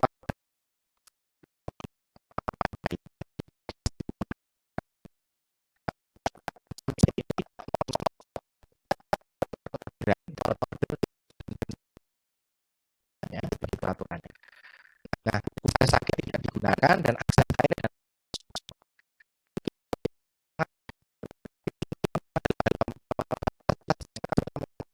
untuk edukasi, tapi untuk masuk ke dalam sebuah unsur andong ini masih susah untuk dimasukkan dalam sehingga praktek dilakukan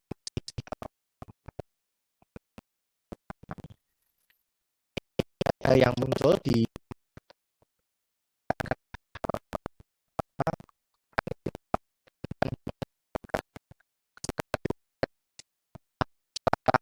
kemudian kuda hamil tua masih digunakan, beberapa permasalahan ya, alasannya selalu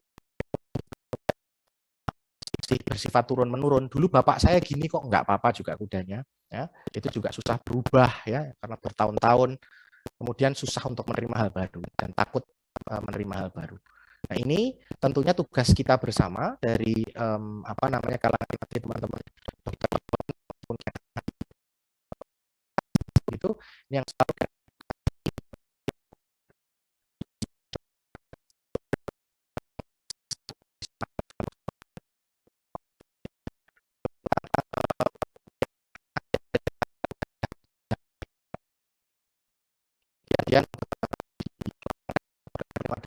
dukung untuk kuda-kuda kerja.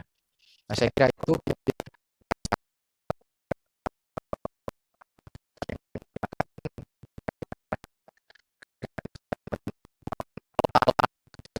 teman-teman dari Melbourne, kemudian juga media.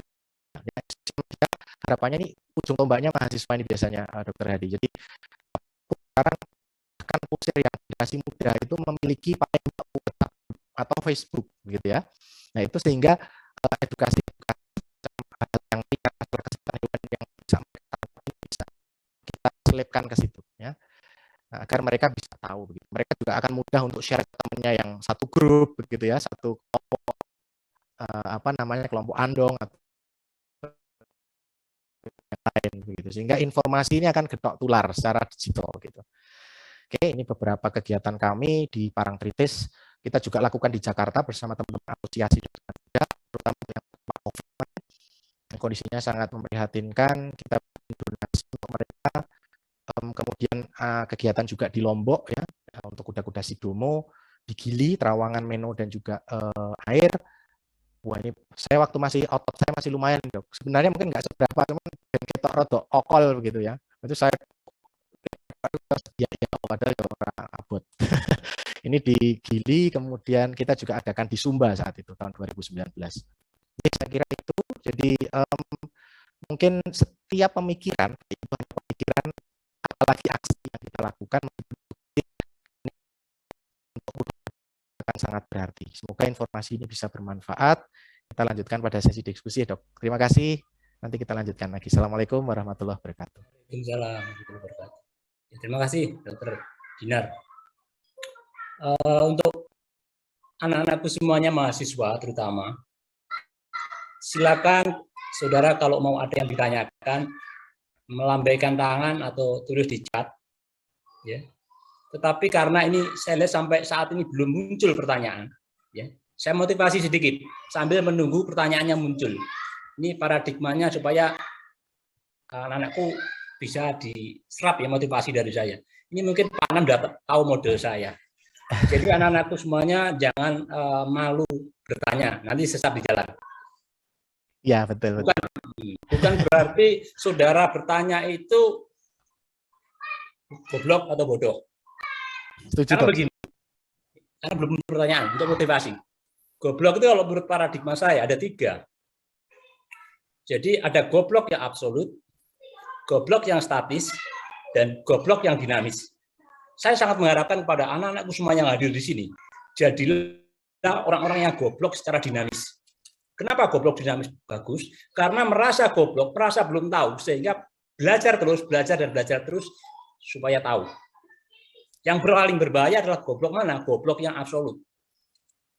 Merasa paling pandai, tidak mau bertanya, dan merasa paling tahu sendiri. Padahal sebetulnya tidak tahu, untuk menutupi ketidaktahuannya itu tadi. Ya, itu yang paling berbahaya. Halo anak-anakku semuanya, belum ada yang tanya. Saya sangat setuju dengan Dokter Dinar katakan tadi. Kalau sakit itu memang langsung makan itu turun, ya, secara umum ya. Tapi ada satu sakit yang justru makannya banyak, Dok. Ini bukan sharing atau curhat, sakit hati. Ya. Ya, pelampiasannya makan. Pelampiasan. Iya. Iya. Betul. Aduh, iya, saya juga gitu, Dok. Biasanya kalau lagi punya masalah begitu, sakit hati, boros saya malah makan yang mahal-mahal gitu ya. Kemudian dari slide yang kedua dari Dokter Dinar tadi, ini menginspirasi kuda. Kuda itu sampai digunakan sebagai simbol suatu mobil mewah ya, kuda jingkrak. Ya, saudara penggemar F1 pasti paham semua apa itu kuda jingkrak. Ya, simbolnya Ferrari itu kuda jingkrak. Ya. Sampai kekuatan untuk tenaga tadi sudah disampaikan, power horse atau power kuda. AC aja berapa PK, setengah PK, 1 PK dan sebagainya. Itu menunjukkan bahwasanya kuda. Ya. Belum ada yang tanya juga ya. Halo anak-anakku semuanya. Ada ini, Dok. Ada, Dok. Satu nih. Ya. Dari Yulia. Ada, Dok. Ya, Pak, silakan. Soalnya di tempat saya kok nggak muncul ya yang melambai ya. Ini bukan, Dok, di chat, Dok. Di chat. Oke, ini mungkin baru muat ya. Dokter Dinar, ini ada pertanyaan. Siap. Dari Julia. Untuk undang-undang kuda pekerja, bukankah sudah ada aturan sejak zaman Belanda? Apakah tidak digunakan sekarang?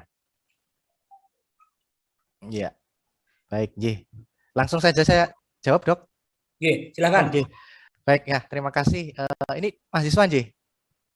Julia ini sepertinya atau... mahasiswa. Oh iya, nanti saya kira mahasiswa ternyata PRS tapi. J. Baik. Jadi terima kasih, ini baik sekali, J. Artinya ini suka sejarah juga ini kayaknya, J. Julia ini. J.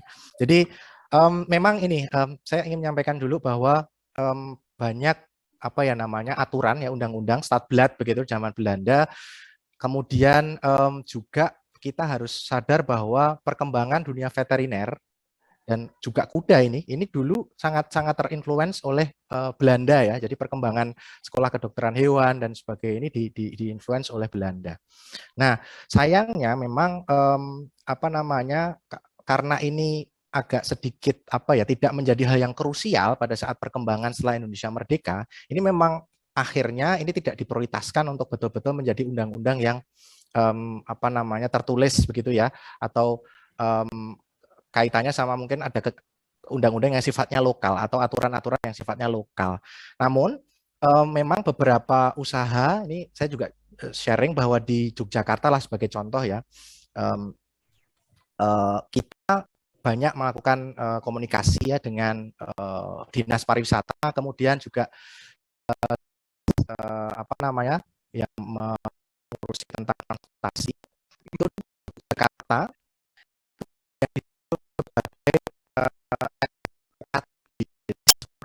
surat izin operasional kendaraan tidak bermotor. itu adalah kayak SIM untuk para kusir gitu ya. Jadi sebetulnya belum sekali, tapi dari sini kita bisa menyelipkan syarat-syarat bagi orang yang betul-betul mau beroperasi di sekitar Malioboro dan juga Yogyakarta. Ini ada beberapa syarat. Salah satunya seumpama ya syarat-syarat kebersihan, dia nggak boleh buang air besar sembarangan, harus ada tampungan. Tampungannya pun dalam kurun waktu tertentu tidak boleh yang numpuk pada karung yang ada di belakang, biasanya ada karung begitu yang tradisional. Kemudian juga pada saat buang air kecil, dimanapun, karena kan kadang-kadang nggak bisa kita, jangan buang air kecil dulu, kan nggak bisa. Diempet dulu kan nggak bisa. Kadang-kadang ya semaunya pas parkir, cur gitu. Nah itu mereka tuh sampai harus betul-betul diguyur, dan ada parfum yang memang disediakan oleh kelompok kusir gitu, standar begitu, yang ini betul-betul pewanginya itu bisa menghilangkan begitu. Nah itu sudah kita atur.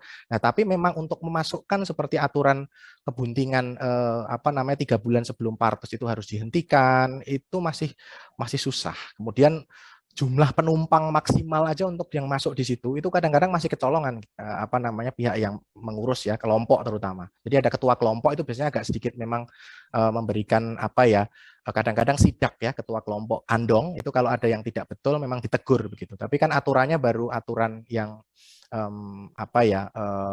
sifatnya adalah organisasi begitu ya, bukan yang institusi yang pembuat aturan resmi dinas terkait. Ya, itu yang kadang-kadang masih membuat ini menjadi lemah, Dok. Penerapan keserawan ini masih lemah.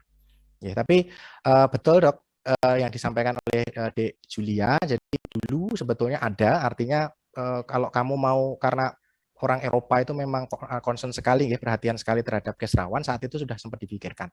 Tapi memang untuk menjadi sebuah aturan itu sampai sekarang belum ada, ya, yang kuat. Oke, mungkin itu yang bisa kami jawab untuk pertanyaan pertama dari Saudari Julia. Matur suwun Dek Yulia. Teman-teman mahasiswa jangan takut, jangan malu untuk bertanya ya, karena tidak ada pertanyaan yang sifatnya bodoh. Jadi no stupid question. Semua pertanyaan itu adalah baik begitu ya, jangan malu. Kadang-kadang tuh karena ini mahasiswa tuh nanya, karena saya belum lama jadi mahasiswa ya, Dok. Jadi kadang-kadang tuh saya mau nanya ini tapi jangan-jangan pertanyaannya konyol ya. Saya malu nggak jadi nanya. Oh, jangan, apapun ditanyakan ya. Monggo. Semoga memotivasi juga Dok Adi. Terima kasih. Benar. Berikutnya ini dari sejawat Koleha, Dr. Agil. Nah, ini tadi yang dikomentari, teman perjuangan di Jepang. Ya. Ini intinya adalah bahwasanya pekerja kusir itu dia mempekerjakan kuda itu kan, kalau diterapkan sebagai yang disampaikan Dr. Dinar tadi kan, bagaimana hubungannya dengan keekonomiannya, dia kan untuk mempekerjakan. Walaupun memang kita tahu bahwasanya kalau kita biarkan itu nanti ada problem sakit dan sebagainya, dia tidak berhenti. Tapi mungkin lebih lengkap ditanggapi oleh Dr. Dinar seperti itu. Baik, terima kasih Dr. Agil, semoga sehat selalu sekeluarga. Jadi terima kasih Dok. Memang ini Dok, untuk pendekatan terhadap masyarakat awam, utamanya adalah rekan-rekan yang berkecimpung di bidang kuda pekerja, ini memang tidak mudah. Jadi ini adalah suatu pekerjaan yang indah untuk diucapkan tapi berat untuk dilakukan, dan untuk bisa kita melihat efeknya itu lama sekali. Tapi yang kita perlukan adalah ketidakputusasaan, karena ini adalah tanggung jawab kita ya. Kita memang di bidang peternakan maupun kesehatan hewan ini melihat sesuatu yang nggak benar ya harus kita betulkan begitu. Nah, tapi alhamdulillah Dok, dengan beberapa kegiatan yang kami lakukan di Yogyakarta dan semakin banyaknya dokter hewan yang praktek di bidang kuda, ini pemahaman mengenai kesehatan maupun kesejahteraan hewan ini lambat laun membaik, Dok. Data yang kami peroleh dari klinik saya bahwa permintaan untuk, contohnya adalah permintaan untuk vaksinasi tetanus ya, dan juga pemeriksaan kebuntingan untuk kuda dengan menggunakan USG ya, itu sekarang mayoritas didominasi oleh kuda-kuda pekerja atau andong. Ya, maupun juga bendi, ada beberapa juga yang hanya untuk kelangenan begitu ya. Tapi jumlahnya malah lebih banyak dibandingkan dengan stable yang digunakan untuk sports. Nah, ini adalah sebuah informasi yang di satu sisi saya lega begitu. Artinya ada yang sudah diperjuangkan mungkin berpuluh-puluh tahun oleh pendahulu-pendahulu saya. Ini saya menemui fase di mana sudah ada sedikit perubahan gitu ya, dan saya syukuri betul. Sehingga memang pertimbangannya adalah gampang pada saat dokter hewan praktek ada klien yang menghubungi kita, itu biasanya akan menanyakan, dok kalau pemeriksaan ini berapa ya? Nah itu kan berarti kan dia harus tahu, dia harus melihat faktor ekonomi. Saya punya uang berapa untuk jasa kesehatan ini.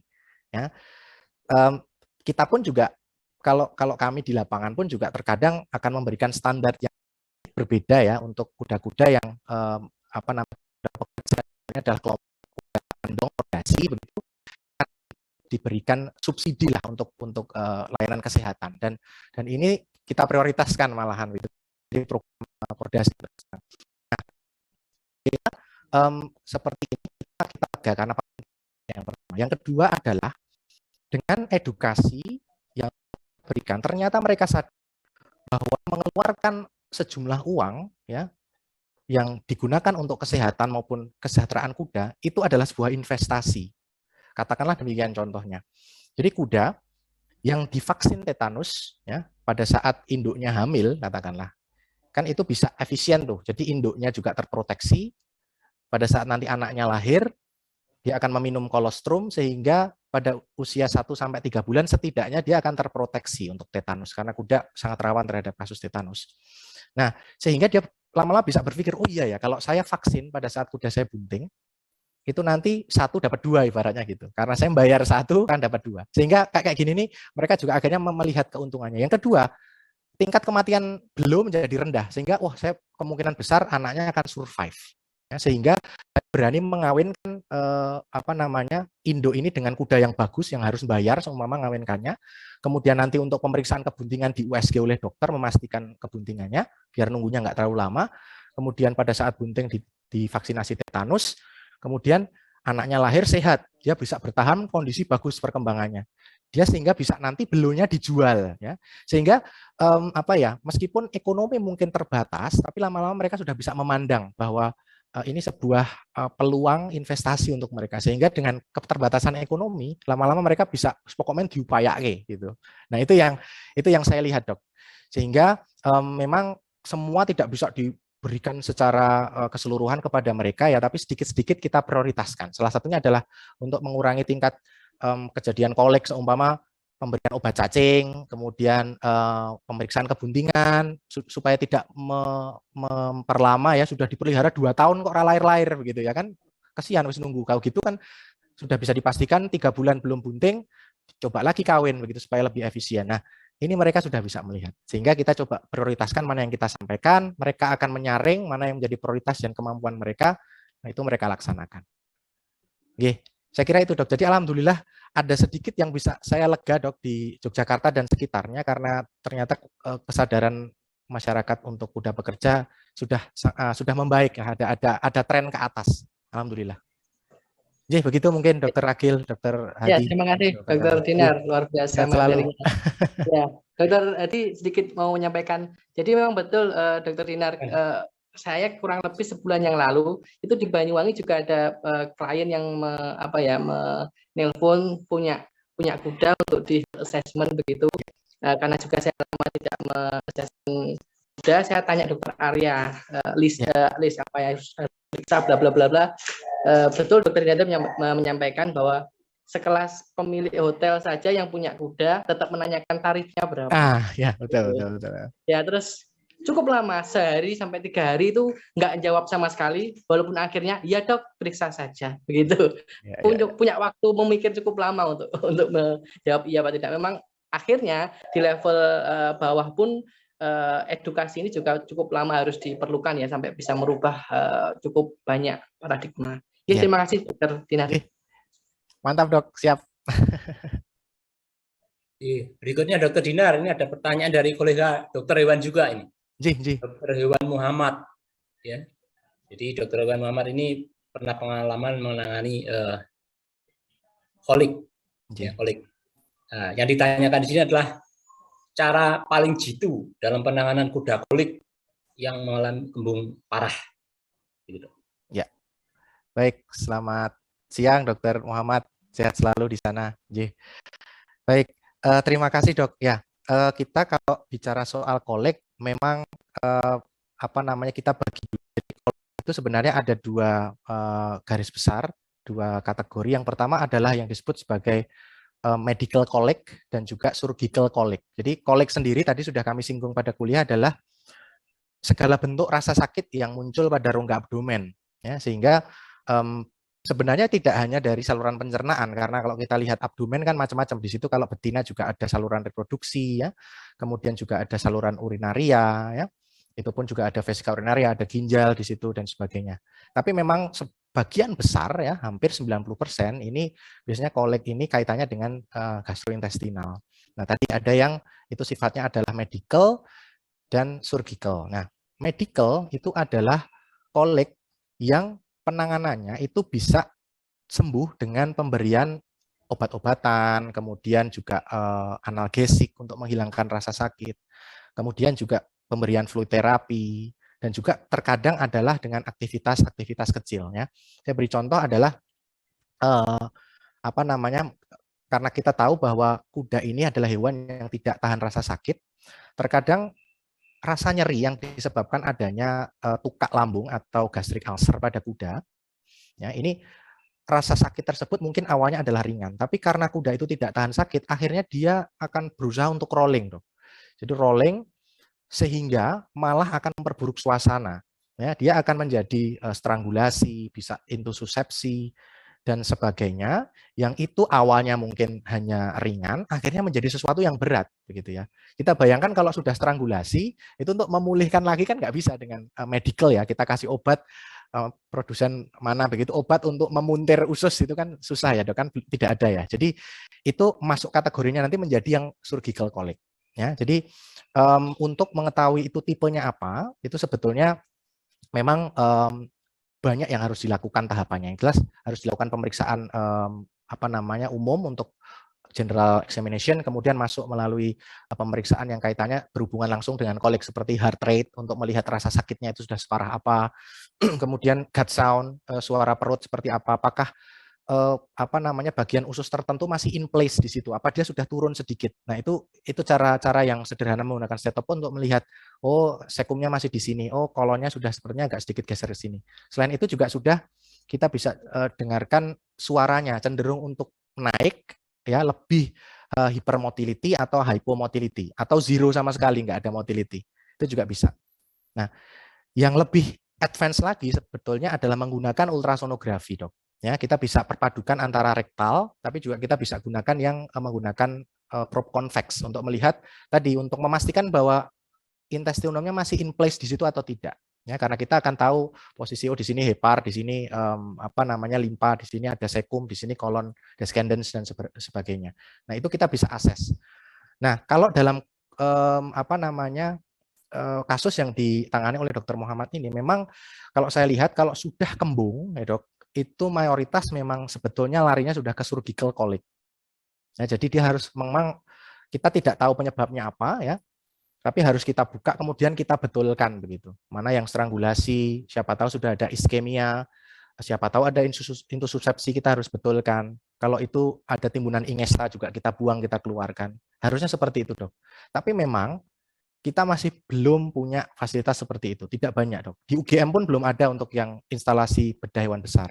Di IPB ada, kemudian di Cikole sepertinya juga ada yang untuk hewan besar, meskipun tidak sebesar yang ada di IPB.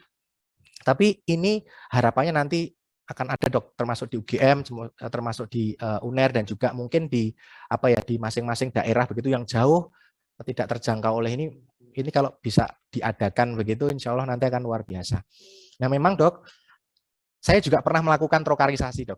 Saya tidak bohong bahwa ada titik di mana, wah, ini surgical colic, saya nggak bisa ngapa-ngapain, dan kudanya juga sudah tidak bisa dia apa-apain.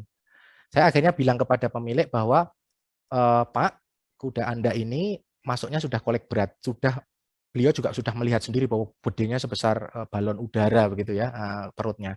Ini saya mau nggak mau harus mengurangi tekanan gas, karena diambil gasnya dari lambung, ya, melalui depan menggunakan nasogastric tube, itu tidak bisa keluar cairan maupun gasnya, sudah mampet. Bagian belakang kita beri enema, kita beri apapun, tidak ada yang keluar, jadi terkunci di dalam gasnya. Kan mau nggak mau harus kita keluarkan, ya. Keluarkan itu yang prosedur yang betul adalah surgical, ya, kita bedah baru kita buka. Tapi pada saat itu tidak mungkin, mau nggak mau juga saya melakukan trokarisasi, Dok. Nah, perbedaan trokarisasi di kuda dan di sapi, kalau di sapi itu kan yang ditrokar itu adalah lambung ya, adalah rumen. Kalau di di kuda itu kita tidak bisa menrokar lambung, tapi kita yang ada di flank itu adalah kalau tidak sekum itu kolon, sehingga struktur dari dindingnya itu tipis, Dok. Pada saat di jus dengan trokar yang ukuran besar, dia mungkin akan rupture.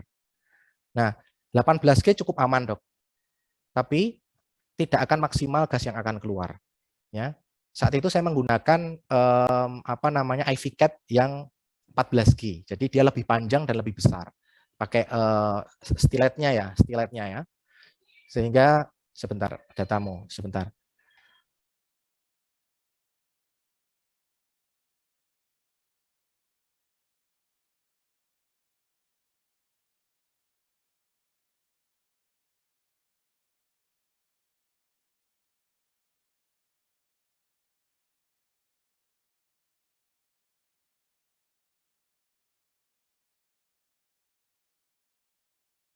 Jadi para peserta kuliah tamu, mohon maaf sebentar, Dr. Dinar ada suatu tamu yang datang, ya.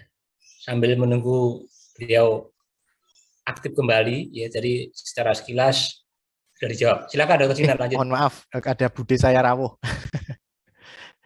Iya, sampun. Jadi pas di rumah sendirian, jadi tidak ada yang menyambut. Jadi begitu, Dok.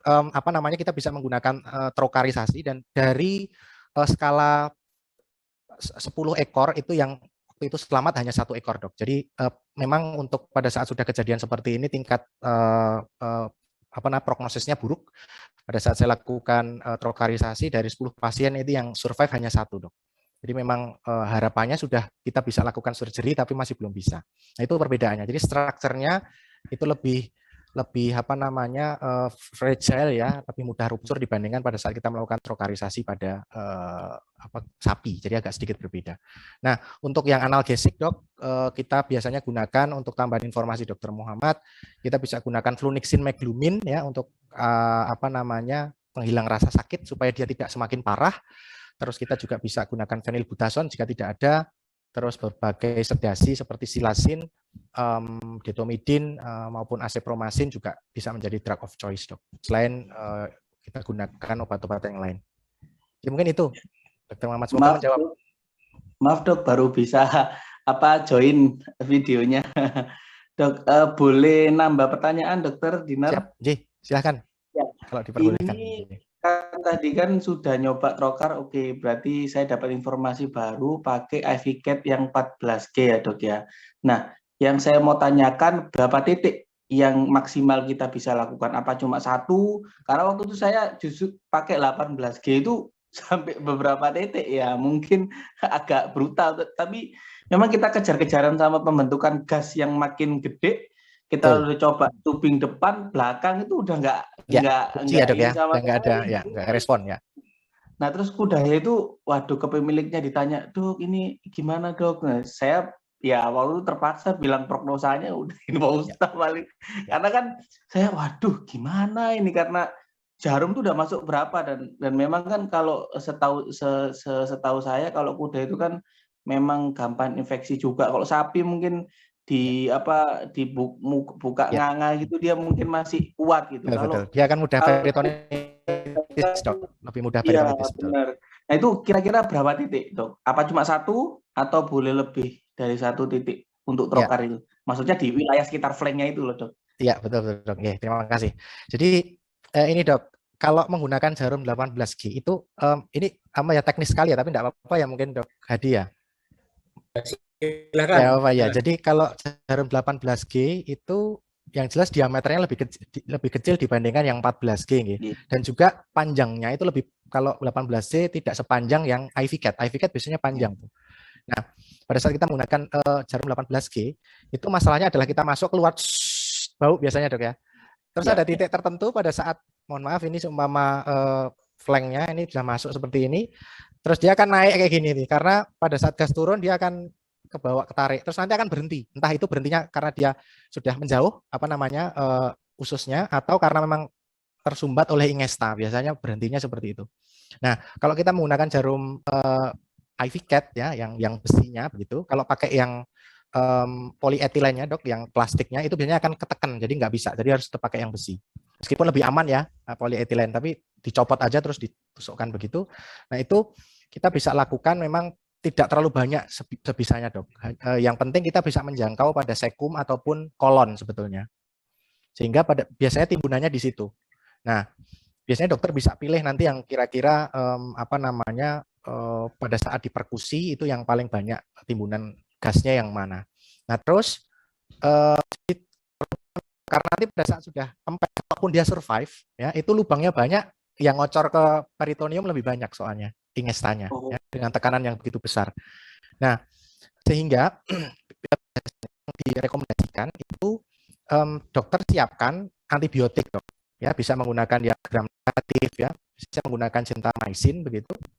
Itu pada saat dokter sukses melakukan trokarisasi ya seumpama pada 2 titik begitu, pada flank kanan dan kiri lah katakanlah ya. Itu kemudian pada saat dokter menarik ya sudah memastikan bahwa jarum tadi sudah di rongga peritoneum, sudah keluar dari usus tapi masih di rongga peritoneum dan belum keluar ke muscle, ke muskulusnya ya. Itu dokter semprotkan antibiotik ya.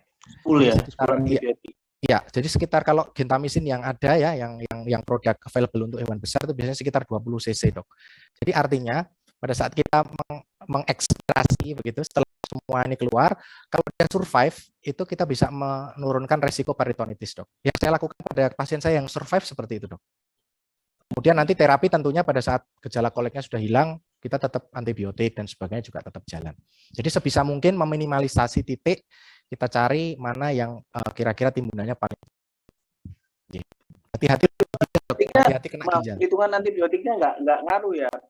Maksudnya kan kita masukin untuk yang lokal ya, antibiotiknya. Terus ada jarak nggak dok, berapa lama kita baru kasih antibiotik yang untuk terapinya itu?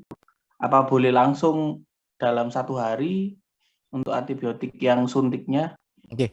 Kalau tadi kan jadinya masuknya intraperitoneal ya dok ya. Jadi itu asumsi saya adalah sudah via parenteral begitu. Jadi kalau kita memutuskan untuk menggunakan satu jenis antibiotik saja, gentamicin katakanlah, sudah kita kasihkan parenteral, besok tinggal ngikutinya begitu. Kalau ini dianggap hari pertama pemberian. Tapi pada saat ternyata mau yang kombinasi, yang supaya bisa gram positif negatif, ditambah dengan yang penisilin, biasanya kombinasi penisilin gentamicin, dianggap saat itu sudah ngasih gentamicin, penisilinnya IM begitu. Nanti berikutnya itu penisilin gentamicin gitu. Selama kurun waktu ya 3-5 hari dok.